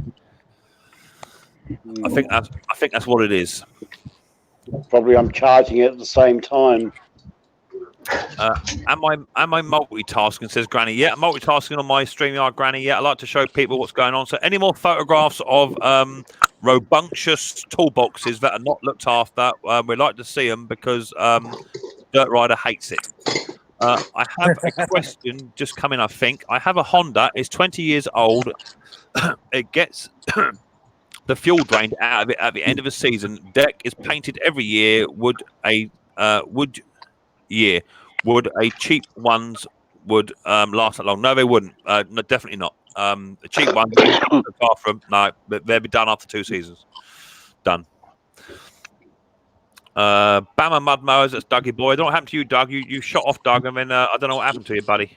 I don't know if you're having internet problems or I am. I'm not quite sure. Going to Asda. I'll be back if I'm back in time, says Partness. Okay, Partness, no worries. Thank you for popping in. Happy shopping. Jason Hughes says, just got the subframe down off of Saphira. Now gearbox is ready to drop out. And then the other to put back in. Sounds easy, doesn't it? It's all on the floor. Yeah, I know, mate. Yeah, I do pity you, especially in this weather, buddy. Well, the thing is, it's all right when you're in a garage and you've got an air compressor and you've got the tools and everything, but when you're just using hand tools only, that is when it's harder. Well, I think it's working. When you're in a garage, you've got... Go on. Yeah, I mean, it's all right if you've got the old battery... what's the battery one? That's... Impact? No, the... Impact, yeah. It's all right if you've got the impact ratchet that does the big sockets. You know, you can like zip them off and all that. But if you're working with hand spanners and that, to do all that type of work on the drive, I mean, I've done it many times with Pop It out there at the front here and that. You know, I mean, he has got a few tools. Obviously, he's got some battery ratchets, but you know, an half hard work if you ain't got them. I tell you, Jesus. I think it really is. I mean, that gearbox is probably. I think he's actually working off of his truck. I think. So what's this sent on the here? back of the truck. So I've got Doug. Doug has sent me a video. How long is that video, Doug? Let's have a look. It's 7 minutes long, Doug. I can't play it actually on the stream, Doug. It's 7 minutes long, but I will plug it for you, no problem. Because it's a video, it'd be 7.5 minutes of watching a video. Doug Sweener, who's on Bama Mud Mowers. If you go and check out his latest video of what's been going on with his mud mower, he's just released a video on that. So check him out. My internet is in out. Yeah, I can't play the video, Doug. It's 7 minutes long, buddy boy. But go and check out Bama Mud Mowers. There he is in the chat. If you hit his free button, subscribe to his channel, go and watch his latest video on his mud mower. So cool. You said Bama Mud Mowers? Bama Mud Mowers, yeah. That's him. Okay. Go check out Dougie boy. I will watch that So video. how's Nick anyway? How's Nick doing? Nick, all right. Yes, Yeah, Nick, Mick, I just need to drop out for a bit. Yeah, cool. No worries, cool. Cheers. Come up. What you been doing then, Nick? You been busy, boy? Yeah, trying to get into my mate's shed. What is stopping you? Oh, I got into it in the end. So what was the issue? The door warped really bad and he got stuck. Okay. Stephen, I've got two of you trying to come up. Are you frozen, Stephen? Yeah, Stephen's frozen there. What got going on here? I'm not sure what's going on here. There's Stephen there. There's one of him now. Try that for a bit, Stephen. See how you get on with that. Your picture was there. Now he's gone again. I think the internet must be down, in places in the UK. So the door was warped. Did you say? Yeah. So how do you get into it? Just put your shoulder to it. No, I cut it in half with a chainsaw. I thought your chainsaw was broke. That's I've got two chainsaws. I got a cheap crappy one and a still one. Yeah, well, to be fair, I need a barn door for Riley boy, so I can just send it down to my place. I'll have that. Hey guys, I'm gonna drop down in the chat and say what's up to everybody and talk to them for a little bit. Righto, babe. No worries. I'll catch you later on. All right, brother. Yeah, see you Blind TV. Right, so at the moment there's room for free on top. I know Stephen is trying to come back now and again, but he's having internet problems himself. So I don't know if it's just a thing going about. 31 in the chat, which is fantastic. I was up to 74 earlier on, which is brilliant. Don't forget to give it the old thumb. Yeah, the old thumbs up on your way in or way out. I'm not even quite sure how hadn't even checked how we're doing for that sort of stuff. But if you haven't hit the thumbs up, then please do so. It would be much appreciated. Because without you guys, this channel wouldn't even exist. So I do appreciate your support. Someone's just come in there for you, Snobby, saying hello, and the big thumbs up for you, buddy. Thank you very much, sir. Good to see you, Brendan. Hope you're doing well. Thanks for popping in. I just wanted to ask Jason, is it a 6-speed gearbox? Because they are really heavy. You know, back in the day when you just had a 4-speed, now they've got 5 speeds, 6 speeds, and they're just so heavy. Yeah. They are heavy. I mean, I've gone over days of me doing stuff. I used to do it with Land Rovers on my driveway, and it's not funny. I mean, I used to balance gearboxes on trolley jacks and all sorts of crazy stuff. I couldn't hold them up, and it's not fun. Well, once I used to have, right, I'm going back, I reckon about 22 years ago, something like that, I had a Suzuki SJ410, a little panel van, right? Yeah. And, it was only a little CC. It's about a C registration, it was. And at the time when I got it, it was actually missing a tiny little drive shaft, no longer than, 18 inches, a tiny little one. Yeah. And it was busted, it had gone, right? And you know what? I could not find one for love nor money. I really did struggle to find one. And I kept looking, searching and phoning and everything like that. And the guy I spoke to once, he said, I'll come down to this place. I went down there and I said, I'll come to this little shaft. And all right, follow me. Right, so we've gone traipsing through this yard. right over the back, and he's got a big pile of stuff, all different stuff. There was all different shafts and all sorts, right? And he goes rummaging through it, and he picks it up. He goes, "Yeah, that's it is." I said, "How much is that, mate?" He went, 40 quid. I went, 40 quid? He went, "Go and find another one then." Yeah. Exactly. And I just had to take it there and then. Oh. That's it. Just had to take it. I give up. I give up doing it. Being out in the freezing cold and whatever. It's just not worth doing. You know what? Right, that was real fun. I mean, it had the panels. It didn't have the glass in the side. It was a proper little postman pack one. Yeah. And you know the big wheels, the big chunky tires, and everything. Oh, we absolutely loved it. We did the 4-wheel drive and everything. You know, it was fantastic. And then from there, no seats in the back, and the kids used to just sit in the back, bumping around everywhere. There's only little, obviously. Yeah. And then we went on to a Suzuki Vitara, which was just a different class of car. You know, it had seats in the back for a start. Yeah. Bit of comfort. Well, for the kids, yeah. I can remember when I went for my Land Rover. I've actually had several. When I went my Land Rover to my Nissan Nevada, and the next day, first day I got in it, jumped in it next morning, and turned the air conditioning on. I had suspension that actually bounced. I had heating that actually worked. I had a radio you could actually hear. I didn't have to scrape the inside of a windscreen. It was absolutely beautiful. I don't miss it. I mean, I even went through a puddle once in my Land Rover, and because the door sills are all shot, as I went through the puddle, which is about 2 foot deep, the water shot through like a vegetable colander and just got absolutely soaked. Oh, I've got Doug Sweener coming on up. I can see UK DIY videos. He says you should try lifting a 7-speed VW DSG box. Weighs a ton, literally. Yeah, and I bet they do. Hi, Gaffer. I mean, it's all right if you've got them on ramps. You know, you can lift the gearbox onto a pump and lift it up in there and that, you know, and just jiggle it in. But, you know, hold it up there, lift it up, hold it up there and jiggle it in and all that. Geez, that's a different game. You've got to be young and fit to do that. That's how warm it is in there. It's nice and warm in there now. I've got my heater on. It's only on one bar. It just takes a chill out. It's lovely and warm in here. Lovely. Yeah, I can bear be down the shed right now. So I just had a text come through from Peter about, must be about 10 minutes, 15 minutes ago, saying my stream is really blurry. I don't know what it's like your end or nothing.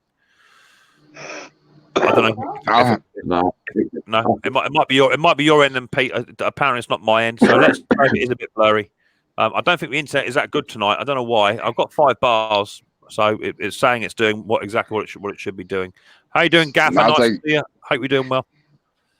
I think it's on my end too. Mine's been spotty, been buffing. I think it's all on my end. To be fair, Doug, we've had issues with your internet for a while, mate. Yours is always ducking in and out, and a bit of a delay going on, and all sorts, haven't we? Mm-hmm. It's just what it is. It's just something just got to put up with, I suppose. You know. Yep. Yep. Modern technology ain't up to it yet. Yeah. I'm sure it'll get there. I'm sure it'll get there. That explains the sweat on your Chrome, Mick. See that Gaffer? It's what I mean. He gives it all the big one, doesn't he? When he gets in the chat. You know what I mean? He's like Gaffer's like that. You Gaffer, bring it on, Gaffer. You can poke me with a big stick, buddy. What are you worried about that? Yeah, you only sound like you're 100 miles away. Don't you worry about that, Gaffer. Yeah. I'll come up on your platform and give you some.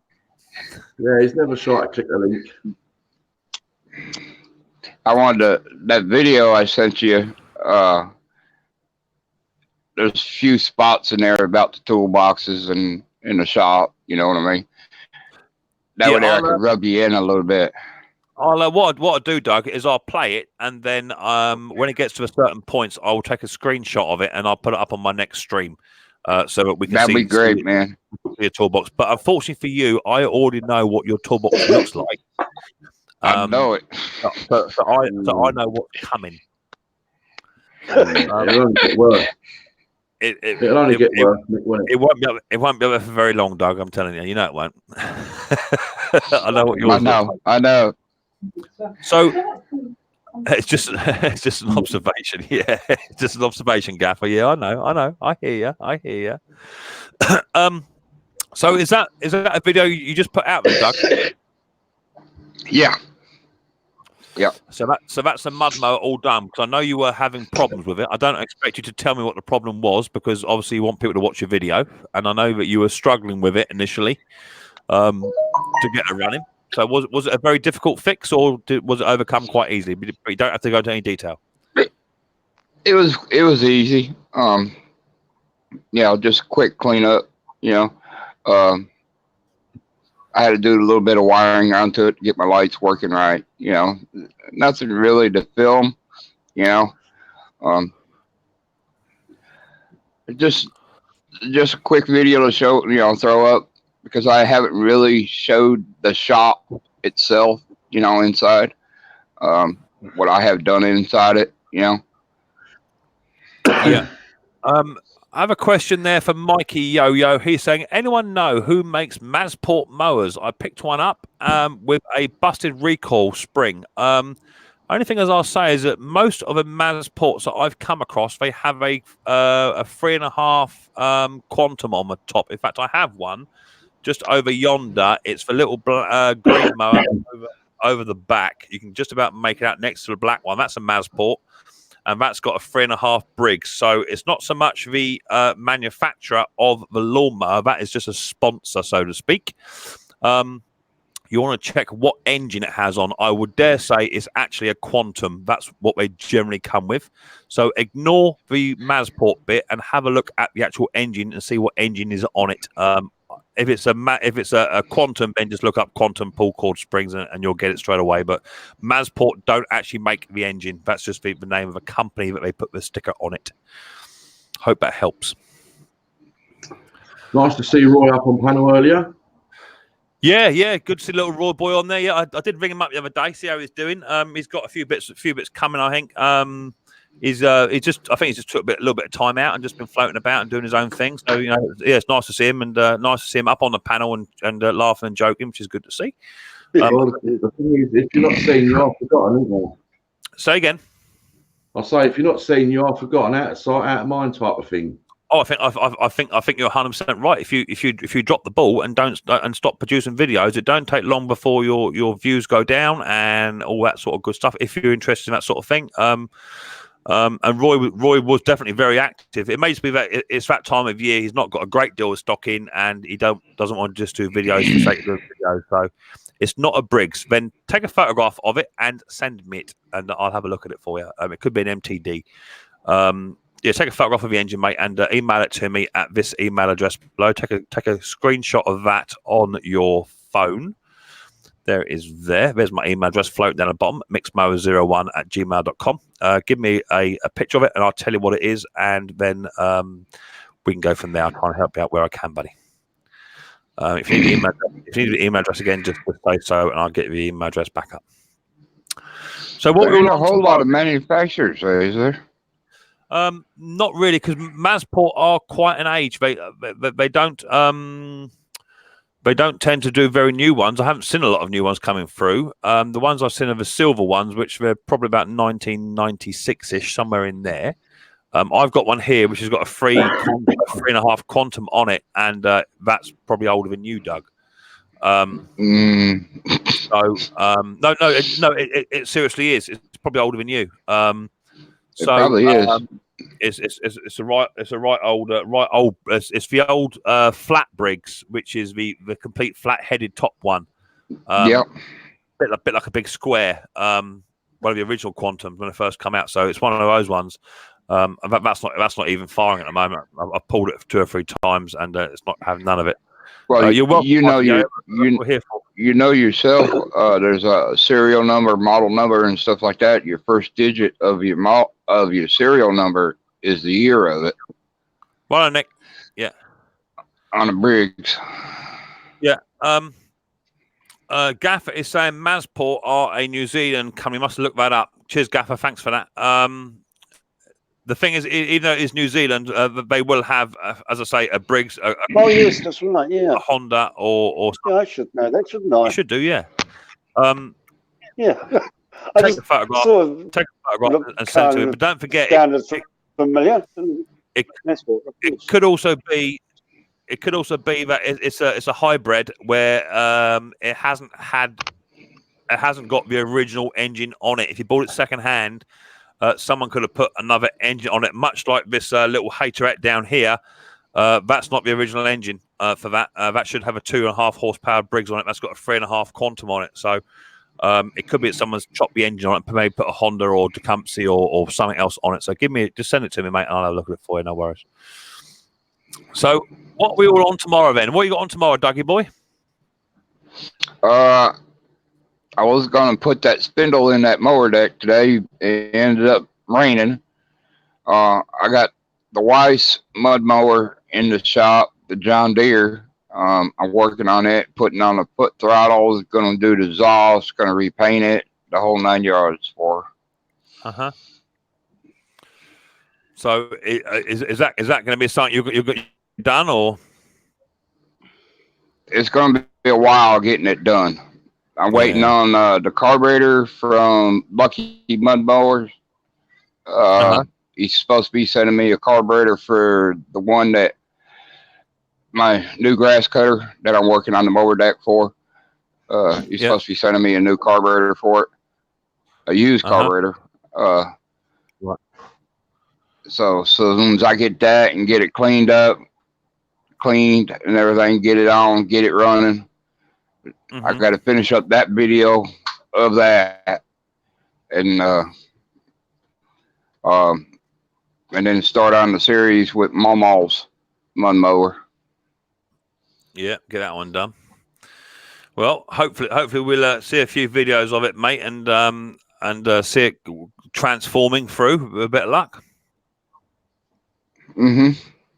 Good. What are you on tomorrow, Stephen? I'm gonna. The only excitement for me is using my new Hoover to vacuum the lounge. You see, Snobby likes a Hoover. Don't you, Snob? Snobby likes a Hoover. Take them apart. I didn't say using them. I said nothing about plugging it in. Did I? you wouldn't know how to use one. I tell you, why is it Dusty gives all the stick out on other people's stream, but she don't like it on her stream? I do. Click the link, you know what I mean? You can click the link and come up if you need to. Oh well. She comes.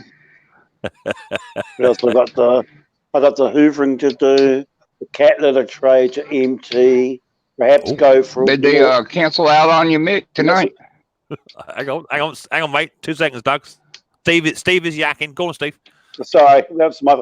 I'm saying I've got the hoovering to do tomorrow, cat litter tray to empty, and perhaps go for a walk. Oh, fantastic! Well, hopefully you'll get it done in that order, not the other way around, and you'll be sorted. Yeah.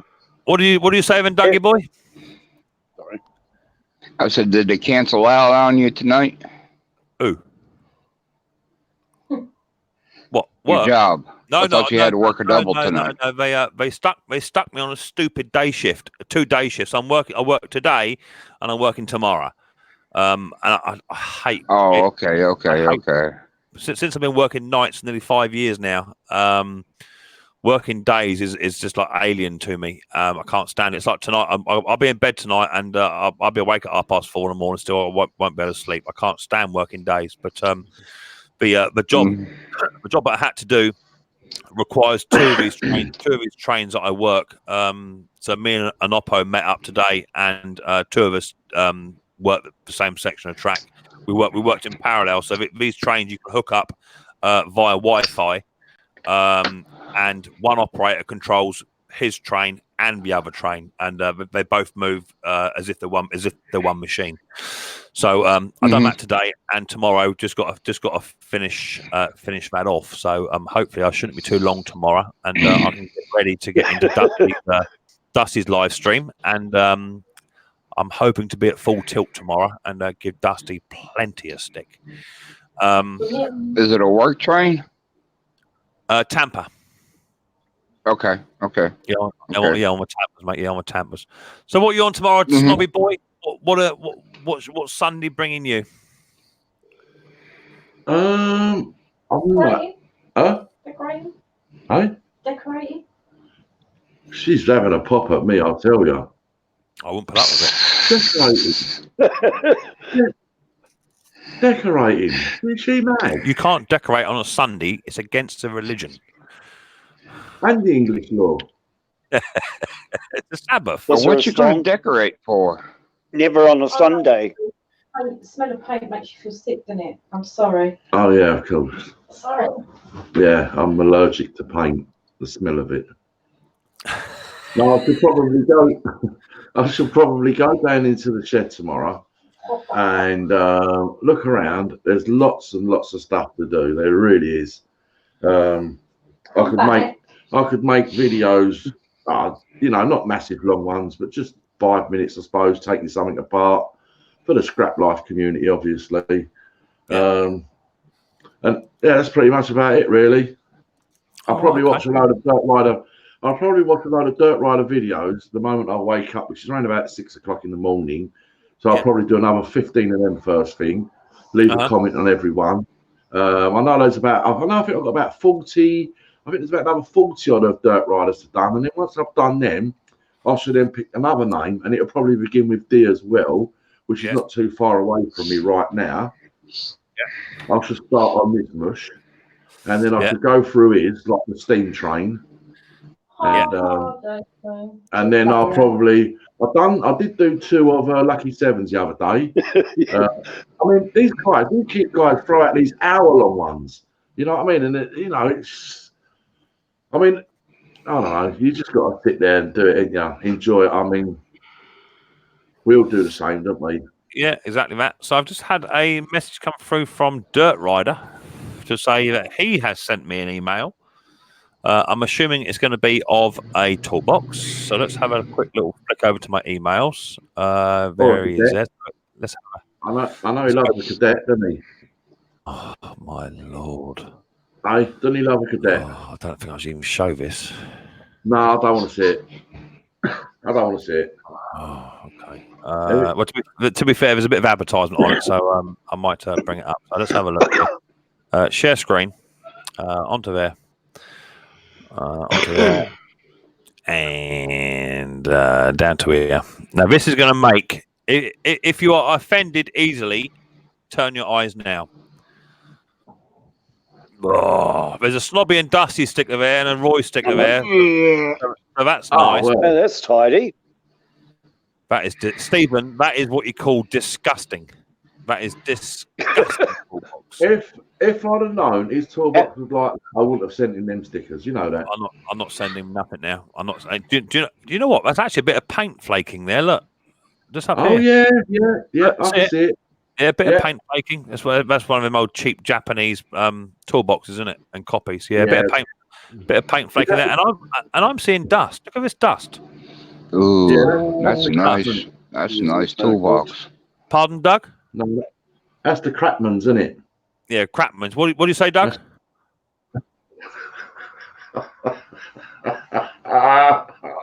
Doug, what do you say? Dougie. Dougie. Doug. Doug. Hello, Doug. Hello, Doug. Doug. That is a sweet toolbox. That's what I thought you said. So anyway, moving on. You all right, Doug? I think Doug's having internet problems again. Tina says Ali don't like decorating either. So what you could do then, you could send Ali down to Snobby's house and they could both sit there and refuse to paint. I got a spoon for you. I think Dirt Rider needs some stuff to clean his toolbox. He was busting the other day about how he waxes his toolbox and takes care of it, and quite quite clearly there's some dust on there. So if anyone hasn't yet got Dirt Rider 500, there he is there. Click his 3 buttons and go over to him, subscribe to his channel, give him the thumbs up, and comment on every single video he's got because he clearly hates it. Okay. Dusty, I can't hear Dusty cooking. No fire alarms going off. That was Jason Hughes giving Dusty some stick. I'm just going to turn this fire up. The old temperature is dropping. I'm just going to turn this whole fire up very shortly. Yeah, very nice, as Jason Hughes. It is rather cold tonight. Yeah, it is. I'm just clear night, isn't it? Clear sky. Well, we had a heavy frost here this morning. Yeah, there was a bit here this morning. Sure. And my response to Pete out there, no thanks. What's that? Pete Trout said, yeah, you can have my cat's friggin' things. No, one's just enough.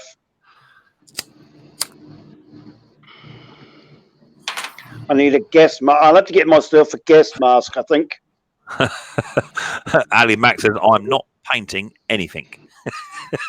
I think he actually said that. I think he actually typed that comment with stamping his feet at the same time. I ain't painting nothing. Tina says, no, I'll have to do it. So I'll throw the link down in the old chat. You're very slow today, people. There's not a lot. We only got 30 in the house tonight, which is still fantastic numbers. Yeah.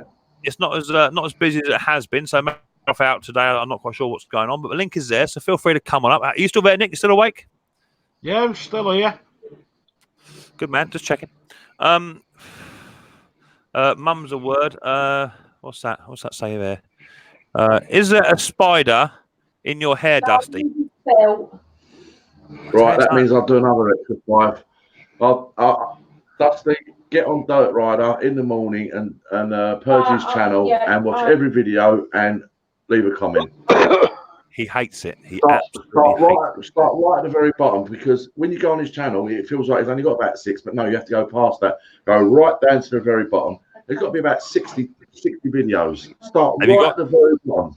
Have you got to the one yet? Have you got to one yet where he's building a snowman and his wife's filming him? Have you seen that one yet? I think I might reach that. No, I have to check that out. I might reach that in the morning, actually. Check it out. He's out there, and he's like an engineer. He's sitting there with his shovel, leveling it all off. He's got the spirit level on it. He's giving it all the big one. And his wife is just sitting there videoing him. He didn't know. He's out there for about an hour doing it. He had no idea. Tim Palmer says, smash a thumbs up. Yeah, how are we doing on thumbs up? Let's have a little sneaky peek at it. Whose channel was that one there? I'm not sure. That's my stream, yeah. Let's have a little look, see how we're doing. I've not checked it yet. I think he actually goes. Doesn't he actually go around his unit with a Hoover? Say again. Do you think? Like I say, do you actually think Dirt Rider goes around his unit? You know, like his barn. Do you think he actually goes around it with a Hoover and hoovers the floor every day? I reckon he's got like some kind of sensor that it actually goes off when a bit of dust hits the floor, and he shoots out there. And he's got one of them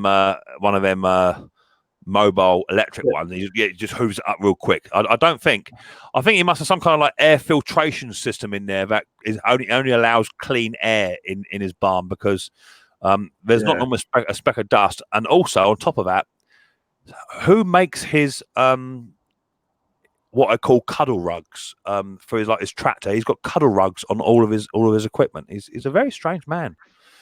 What I don't get, right, is that there ain't a speck of dust in that unit, right? Yet he's got covers over the toolboxes. I just don't. I could go in his unit tomorrow and wipe my finger on his box, and there won't be any dust on my finger whatsoever. Yeah, I get that. Nothing. And what is even more strange about him is he's got a rug on his wall. You've seen that? In his front room, he's got a rug on the wall. I don't know how he wipes his feet. Oh, he must sit on the furniture like that or something. He must have his feet up in the air and doing it. He must do. Only one thing I paint is banger cars, spray gun running from air tanks off a lorry. Household gloss mixed with petrol works a treat. Yeah, so that's all the painting that Jason Hughes does. I do have. Dirt Rider says he does have a vacuum cleaner.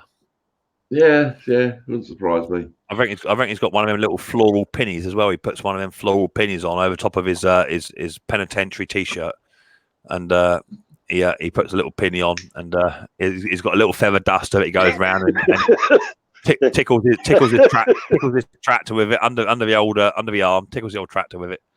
That vacuum cleaner must be running overtime. I tell you. Yeah, you're right, Pete. He's got a wall rug. Have you seen it? Whenever he comes up live, if he's got the bottle, whenever he goes live, he's always got that. It's a rug. He said it was something else, but it's a rug. No matter which way you swing it, it's a rug. Well, it ain't a magic carpet, is it? Well, it could be magic. I don't know how it got up there. But what is magic is how he wipes his feet on it. I think if I remember rightly, he's even got a mat in front of his rug. What does your mat say in front of your rug, Dirt Rider? Something about don't you touch my tools or something. It says. I'm sure you got a mat in front of you. He's even got a special mat that he has to stand on so he doesn't get the floor wet in front of his toolbox.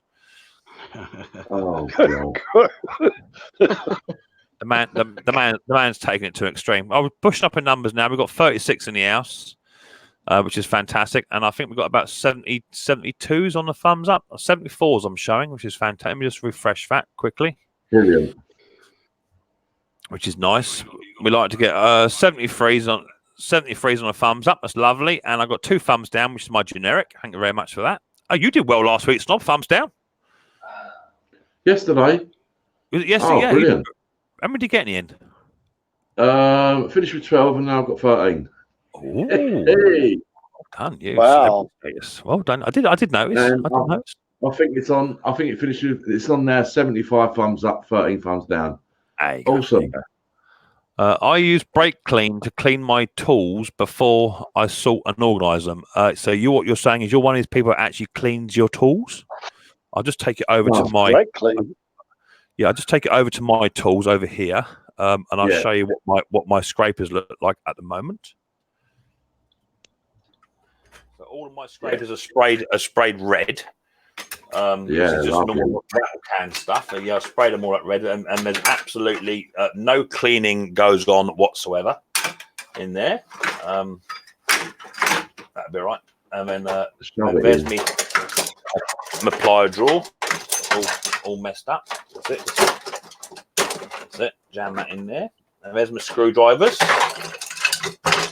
all looking yummy in there. Just a bit of wire in there as well. Yeah, that's it. That'll be all right. That'll be fine. And that's how I clean my tools. And I do that. But then what's the point of? Go on, Stephen. What's the point of cleaning them anyway when they're going to get dirty the next time you use them? See, there's the common sense. You see, what's the point in cleaning them if they're only going to get dirty again? And then you've got to use them again. So. Exactly that. Dirt Rider says you guys are crazy. Well, I wouldn't say we're crazy. Teetering on the edge of madness, I would say. I'm the only crazy one here. Yeah, Nick's the only crazy one. Depends on how you define crazy. Well, Nick's crazy. He's actually got a bit of paperwork that says so. Tina says I would do the same. Keep them clean, and they'll keep working. I disagree, Tina. I disagree. Ask Ali. He'll tell you all about it. What does Tim Palmer say? Tim Palmer says, I just throw my tool straight back in the box. Good lad. That's how we like it. Yeah, we like it. Here comes liar, pants on fire, Brandon. He was actually caught red-handed yesterday. He came on a live, or was it? No, was it Wednesday? Or I went live the other day, and he was Zippo was on. So of course Brandon was trying to impress.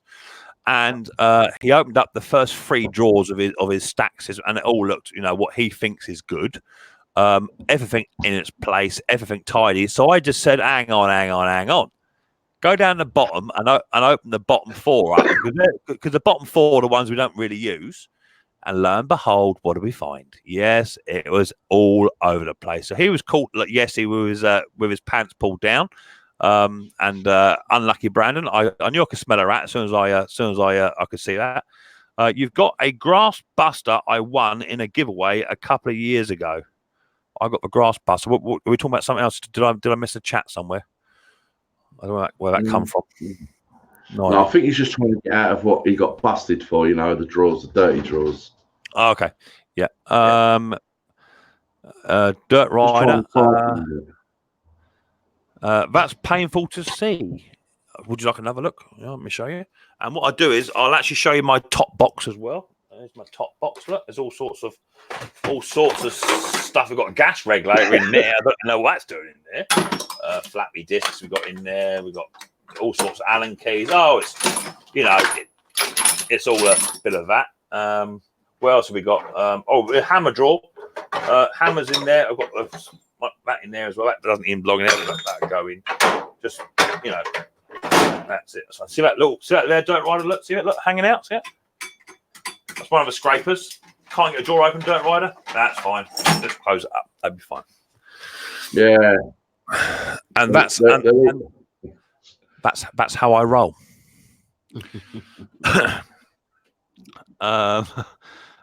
He likes his tools clean, says Tina. Ali says everything has a place in the toolbox somewhere. So what Tina is saying, he likes them clean, and Ali says everything has a place somewhere. So that's conflicting evidence, I'd say, Tina. Conflicting. Maybe Ali should send me an email of your toolbox so that I could be judge and jury. Who we got here? M&J Garden Services, just laughing, full stop. Tina, you can come over, leave him at home, laugh out loud. What does Mad Kiwi say? Mad Kiwi says, no, Ali, you place the tool in the box. No, you just chuck it from a distance. That tends to work quite well with me. Blind TV is back. How you doing, Blind? Nice to see you. Welcome back. And what does Jason Hughes say? It's nice actually for the chat to actually slow down a bit, Snob, because I've got 36 of climbing again slightly, but it's nice actually to be able to read the chat for a bit as well and give the older people on the panel a bit of a break, because it is hard work being up here, isn't it? You know, chatting away. Wow. Yeah. That's why I think I've now sort of I think I found my limit on doing it now, like maybe 3.5 hours tops, 3.5 hours tops. Because it's non-stop. I mean, you wouldn't work for no one for 3.5 hours non-stop, would you? No, exactly that. Exactly. You'd have a break, wouldn't you? Especially us English, you need a tea break every hour. Yeah. Without a doubt. I mean, I've got this stupid sore throat anyway at the moment. My mouth is a bit like a bit of carpet at the minute. Yeah, mine's like a lizard's armpit at times. That hurts your eyes, does it? Well, that's what it is. I'm sorry, but that's the way I work. Grass buster is a scraper. Okay, right.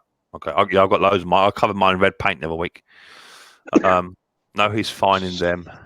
No Mick. What's this no Mick business? No Mick. You place it gently, otherwise it may hurt. No. So you Hi, Mad Kiwi. And you place it gently, and you close it up. That's how it works. See, it didn't hurt it. This is where you get confused, Kiwi. The same as Dirt Rider. You think tools have feelings? They don't. We quite clearly don't. Oh, that poor little 10 mil. Oh. Poor little 10 mil. That little 10 mil sitting with the big 32 mils. Yeah. Oh, well, that's where we live. I mean, in fact, my spanner drawer at the moment. Oh dear, that poor hammer is getting squashed by the screwdriver. I've even got Dirt Rider. I've even got in my drawer. I've even got paint scrapings in my drawer. Look, what's all this going on here? That's paint in there and all sorts of stuff going on. That's fine. It'll be fine. It's all workable. It's all workable. I can live with it. And maybe one day I'll teach you how to do the same. Because once you live like it, for a little while, the pressure's off. 4 hours is a recommended time for a stream. Laugh out loud, says Ali Mack. Yeah, I don't think I'll be running them. Recommended time at a screen. Oh, recommended time at his screen. Yeah, see, I won't be. I don't think I'll be doing that, especially if I start doing the old midday ones as well. You know, like.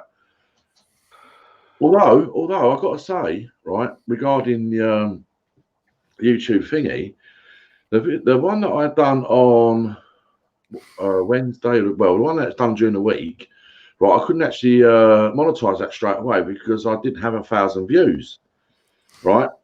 Yeah. Very, very quickly, within a couple of days before I'd done the Friday one, I was there, so it was able to go through. So it's something that I learned as well. You've got to have 1,000 views every 7 days, I believe. Say that again. Right, you've got right. For some reason, right, the midweek that I done the live stream, right? Like, I think it got something like 400 and something views, 50 odd views throughout the stream, right? Yeah. But wasn't able to monetize it straight away because it said you needed 1,000 views to do that, right? And I thought, well, that's a bit strange, isn't it? Yeah. But then when I looked, I had 950 odd, so I was only a few away anyway. And you know what it's like over a couple of days, you get them, don't you? Yeah, you get a few stragglers, yeah. Yeah, plus your other things that are getting views as well, right? And then, well, look, it happened. And then, obviously, Friday night's one, just bossed straight on that as well. But it's something I didn't know beforehand. So you've got to sort of regularly try and get your views up every week. This is just what we were saying about Roy. You know, he's gone very quiet, and like you say, it don't take long for you to drop down and lose your view time. It don't take long. I mean, I think Martin Butler was saying the other week his revenue is down by a quarter or something. He was saying, and he's now stopped doing live streams because he's got to get his views back up through his videos, which obviously is earning more money and more revenue through. So that's why he's now pumping out 3 or 4 videos a week through all of his channels. So how you doing, Crypto? Nice to see you, sweetheart. Thanks for popping in. Hello, Crypto. Hope you're doing well. Hello. We're starting to slow it down now because we're starting to reach the end. I've been going for 3 hours and 25 minutes, which is a long old time. Whirly does streams. Yeah, I've seen that. He does do a 13-hour stream as well. He likes a 13-hour stream, that boy. Yeah, but you know, YouTube don't like that. They'll only give you a max of 12. Yeah, 12 hours. Yeah, that's all they like. Is it what 11? Is it 11 and a half or is it 12? I think it's just under 12. It's under 12, so you've got to be very careful because if it's something you don't know and then you go to do that, they go, no, sorry, you can't monetize that one. Yeah, yeah. I tend to do. I mean, when I was with Roy, we used to do 2 hours. I mean, it started to grow a little bit, obviously, but I find that a 3.5 to 4 hour stream is enough for me. You know, by the time I go indoors, get Riley's meds done, have a cup of coffee. I had no dinner tonight properly. I sort of ate on my go. So a 3.5, 4 hour stream is more than enough for me. And I think what that writer says there, Snobby, just have fun, and that is what it's about, and it's about having fun and enjoying it. Absolutely, isn't it? You know, for me, as a small engine nut, which I am, for me to have Bruce Pender, Ken's small engine come up today. I've had Conker come on in. He's tried coming again a minute ago. He's not having it. There's something wrong with the internet. You know, I've had 4 or 5 good small engine nuts. I've had Roy the Boy come on up. He's a small engine nut too. Pete Froud. You know, I've got loads of people, Mad Kiwi, that are all small engine lads.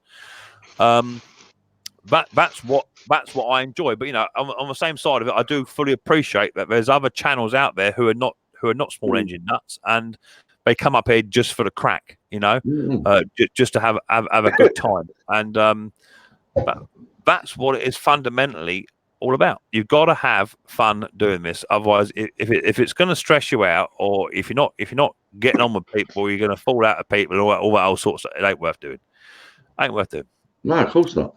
You know, and I certainly wouldn't do it. So I came in at the end. I was playing my game Did not know you was on, but good to see. So you didn't know I was on. So you were probably like Conker and only got your settings set to personalized or something.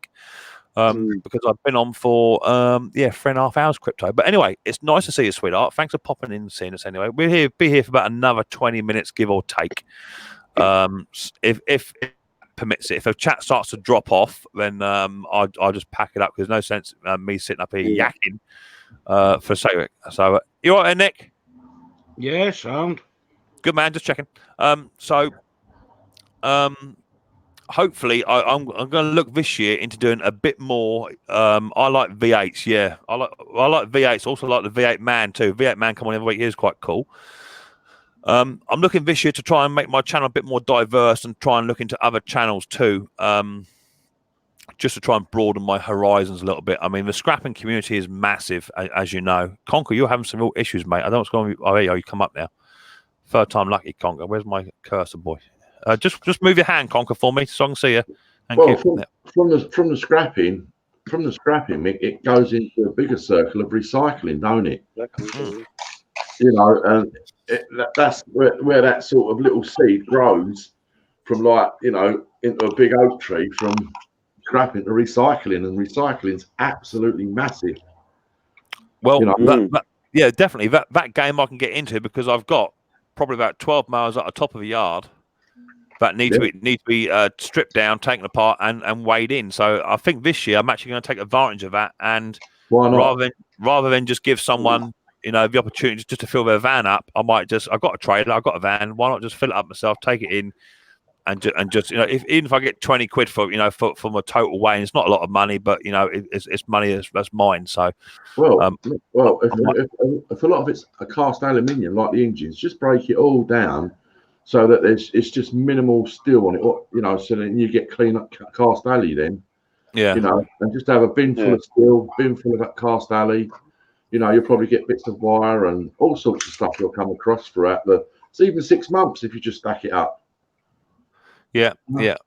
Well, I mean, I don't get a great deal, but I think, you know, as I say, by broadening your horizons on your channel and using those titles of restoring or recycling, you might just pick a bit more traffic up, and it's something I'm looking into. So, well, the thing is, you've got a van as well, so you know you may see things beforehand, and you just thought, looking at it, and thought, no, I ain't even going to bother with that. But the next time you start seeing stuff, especially with this new year and everything, you might just stop that van and go, you know what? I'm going to throw that in the back of the van. I'll just throw it in the garden. Yeah, exactly. Yeah. You know, you might. Cool. Right, I'll catch it all later. Right, Okay, Nick. Okay. Lovely having you up here, buddy. Cheers for that, mate. I'm back on. Bye, mate. Oh, well. I'm going to have some fun with trolls. Right, matey. Knock yourself out. Have a good one. Yeah. Blow your socks off. Catch you later. Bye, Nick. Say again, Steve. Bye. Oh. Hey, Mick, I'm back on again. I see that. You're having some problems connecting to me. You kept popping up. Yeah, every time. It takes about 4 or 5 goes to get log on, mate. But I don't know what it is. Maybe it's mine. I don't know. Yeah. What are you going to show me? Yeah, I'm just messing around. I left you. I want to go out and have some alcoholic beverage, as you do in my workshop. Yeah. We were talking about that the Honda mower. Just checked it out. It's a GCV 135, which you guys probably know what it is. Or those two I had a problem with. Yeah. Just a matter of interest. I was checking that's what I went out to mess around with. The gap on because I had a problem with the spark. The gap between the flywheel and the coil. Yeah. Yeah. Measuring it. I looked at it. It's supposed to be between 0.2 and 0.6. Yeah. Yeah. Okay. That's what it said on the thing. I've come up with this. That's it. And I just hopefully it might be helpful to somebody else. That, believe it or not, is one of our sorry, where are we? No. It's a plastic label that holds 4 cans of a well-known cider together. Okay. Yeah. Now that actually measures 0.4 of a mil exactly. There you go. Now I use that to slot in between the flywheel and the coil to set it up. rather than messing around with feeder gauges and all the rest of it. I just thought it's a little tiny tip I've tried and it works. Just thought I'd pass it on. Yeah, I have feeder gauges, and I generally just use a business card or a well-known piece of paper in a green package, which I won't mention the name. Well, this is exactly 0.4 mil. I use that. I mean, the tolerances are set by manufacturer. However, as long as that coil is getting the reading from the magnet, you shouldn't have any problems. What a good thing to do is to get around that is to make sure you get a good connection is to clean your coil and to clean your magnets. If you get some sandpaper and rub your magnets down and a bit of sandpaper and just rub the ends of a coil off, take the coil off, and where it bolts on, grind them down as well. Just make sure you're getting good surface connection on there, and you shouldn't have much of a problem. Because I worked out on how to check the coil. It's on the Googly system on how to check the coil itself. Yeah, using the multimeter. But you guys already know, but it's something I've just learned myself. But there's a problem with that. Is that coils work very well when they're cold or warm. It's when they heat up is when you tend to pick up the intermittent faults. We could have a hairline fracture in the coil, and as the engine warms up to a certain temperature, that hairline crack starts to open, and the coil will fail intermittently. So you may get a good reading off of your multimeter initially. But what's also good is to run your engine for about 5-10 minutes, get it red hot, and if you're getting intermittent problems, then test it again when it's cold, when it's red hot, because you might get a different reading. Yeah, interesting. So I see Pete Farrell has just tracked on there 12 to 10 thou. I don't work in thou. I work in mil. What's that workout, Mick? 10 to 12 thou. That's about where you are. 0.4, yeah. Yeah, they reckon a business card is about the right is about the good go between. If you've got a business card in there, useful because it's so flexible. Yeah, you know. It fits really easy. Jason says I'll just use a £50 note. I fold it in half, bosh, it's in there, done. Yeah. I've got stacks of them in my drawer. Yeah. Here's me thinking I was being really clever then. No, I mean, I'm just thinking a little bit off the mark. It's been proven that's what lots of people do, and in fact, it's not something that I thought of. It's something that I picked up on off of other videos, using business cards or cereal boxes, all that sort of thing. That's how I gauge it, and it works. So it doesn't have to be. It doesn't have to be exactly right, as long as you'll get a good connection. And the only reason you're not is because your coil is either failed or it's not getting a good connection onto the magnet. I have one here. It could have been the Haterette, actually. I think it was, because the Haterette, forgive me if I'm wrong, Pete Froud, you would know. The Haterettes are actually in the steel flywheels on there. They're not alley. They rust up pretty well, and I ended up cleaning all mine off, sprayed it all black, but I put a bit of tape over the magnet, and then I just got my flappy disc grinder and hit it with my flappy disc just to bring the magnets back up. Otherwise, you lose a little bit of the strength of it. Yeah, because I just checked the spark as well. I was out there messing around with it, and I got one of these spark testers, in the little, I don't know, like a little canister halfway through the coil. But the hardest part is trying to get to pull the mower over and look at the spark at the same time, because there's two opposite ends, So there lays your other problem. You see, is that lots of people think that by disconnecting the spark plug, put it in the boot, and put it up against the engine, testing for spark, just because you see a spark doesn't mean it will spark when it's in the engine. Right. Okay, because all you're doing is you're shorting that out, so it has to go somewhere. The problem comes is when you put it into the engine under compression and you pull it, and it has to go onto the electrode. So they're even saying now, if you use, I've got one somewhere in here.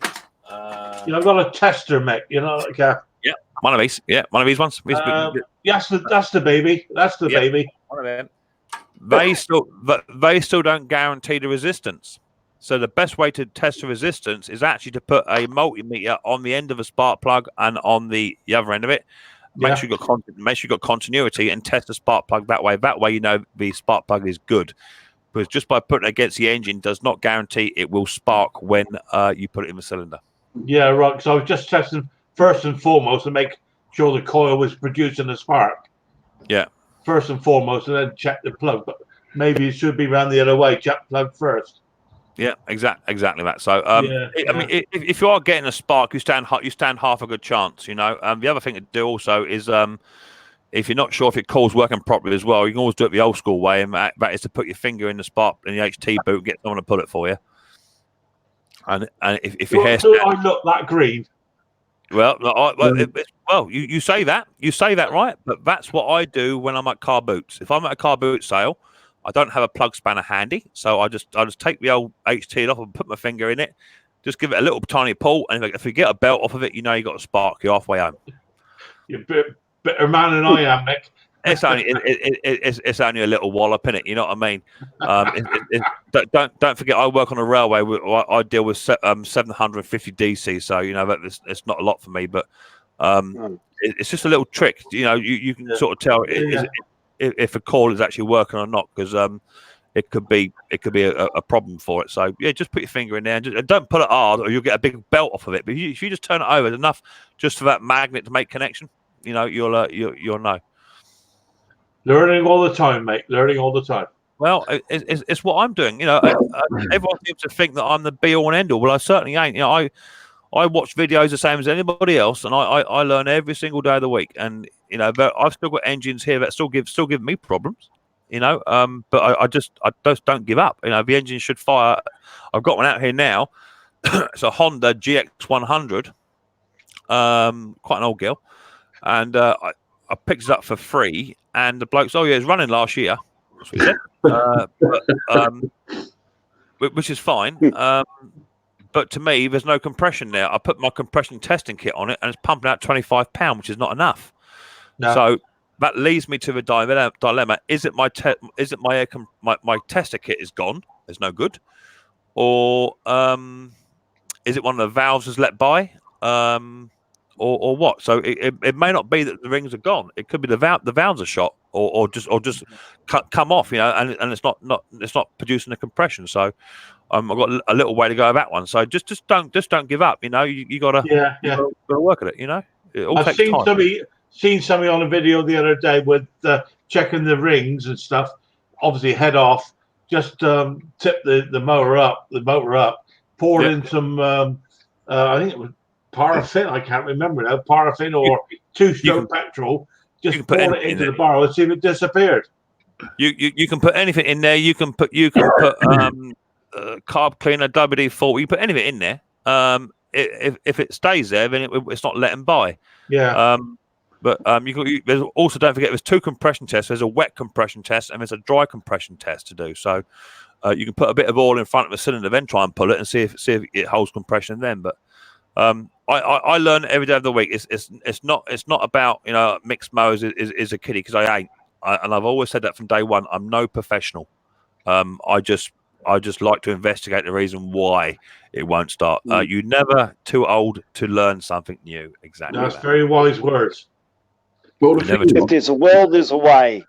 Yeah, but sometimes you just have to give up on it because you've tried absolutely everything possible, and there's just no result in the end of it. You can change everything, and it just still won't have it.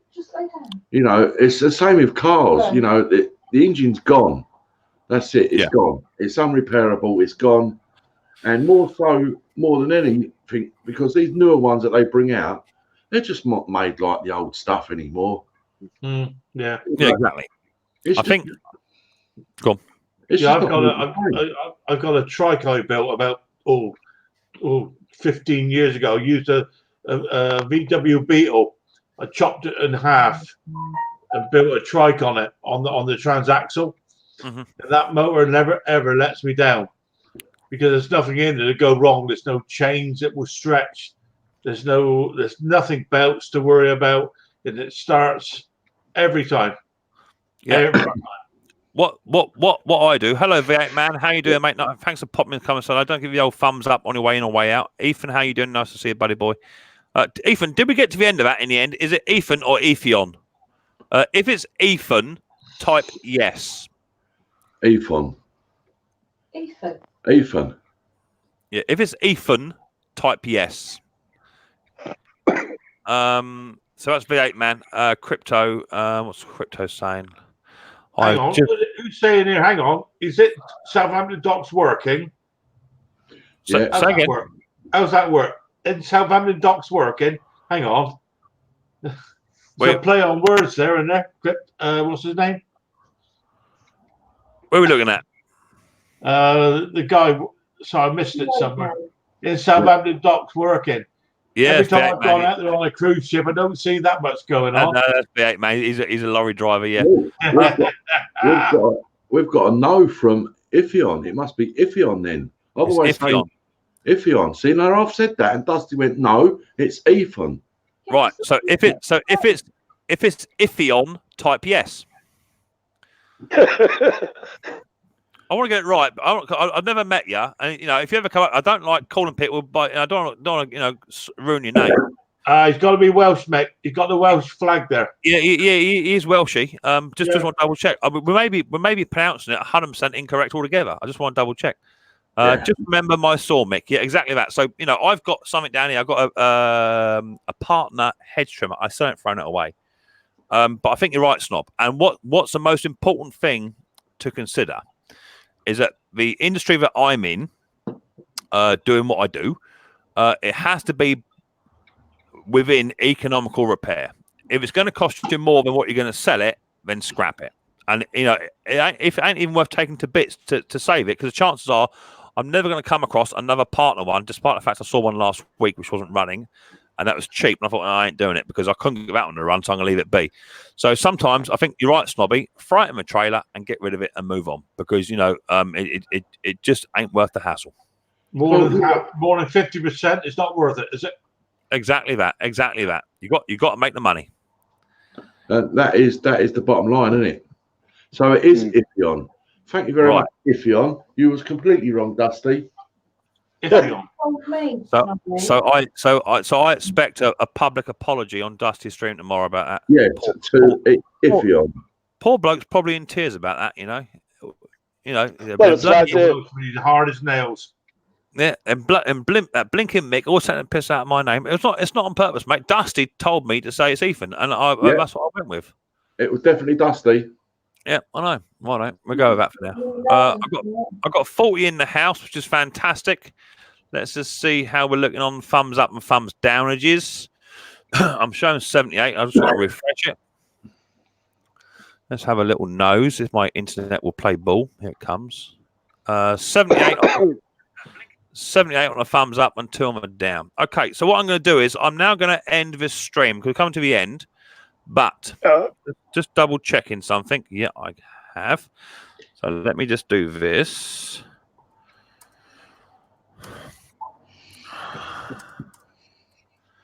Well, it's certainly good to everyone in the chat anyway. Ithion, Jason, Peter, Crypto, V8 Man, if he's still there.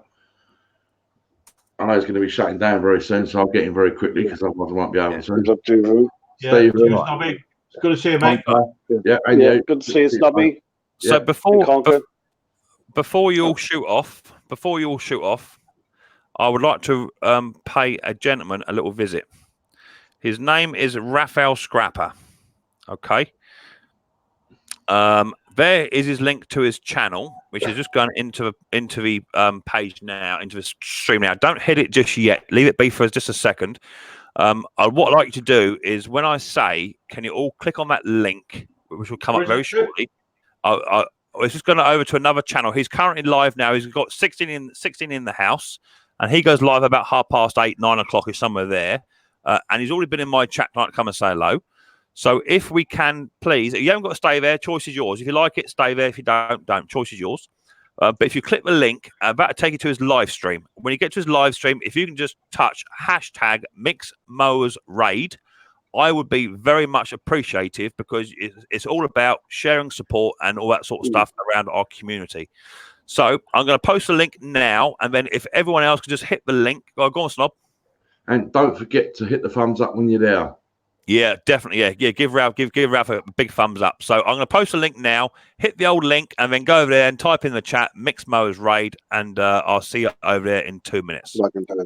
Bye, everyone. See you later on. Okay, bye. Shut up.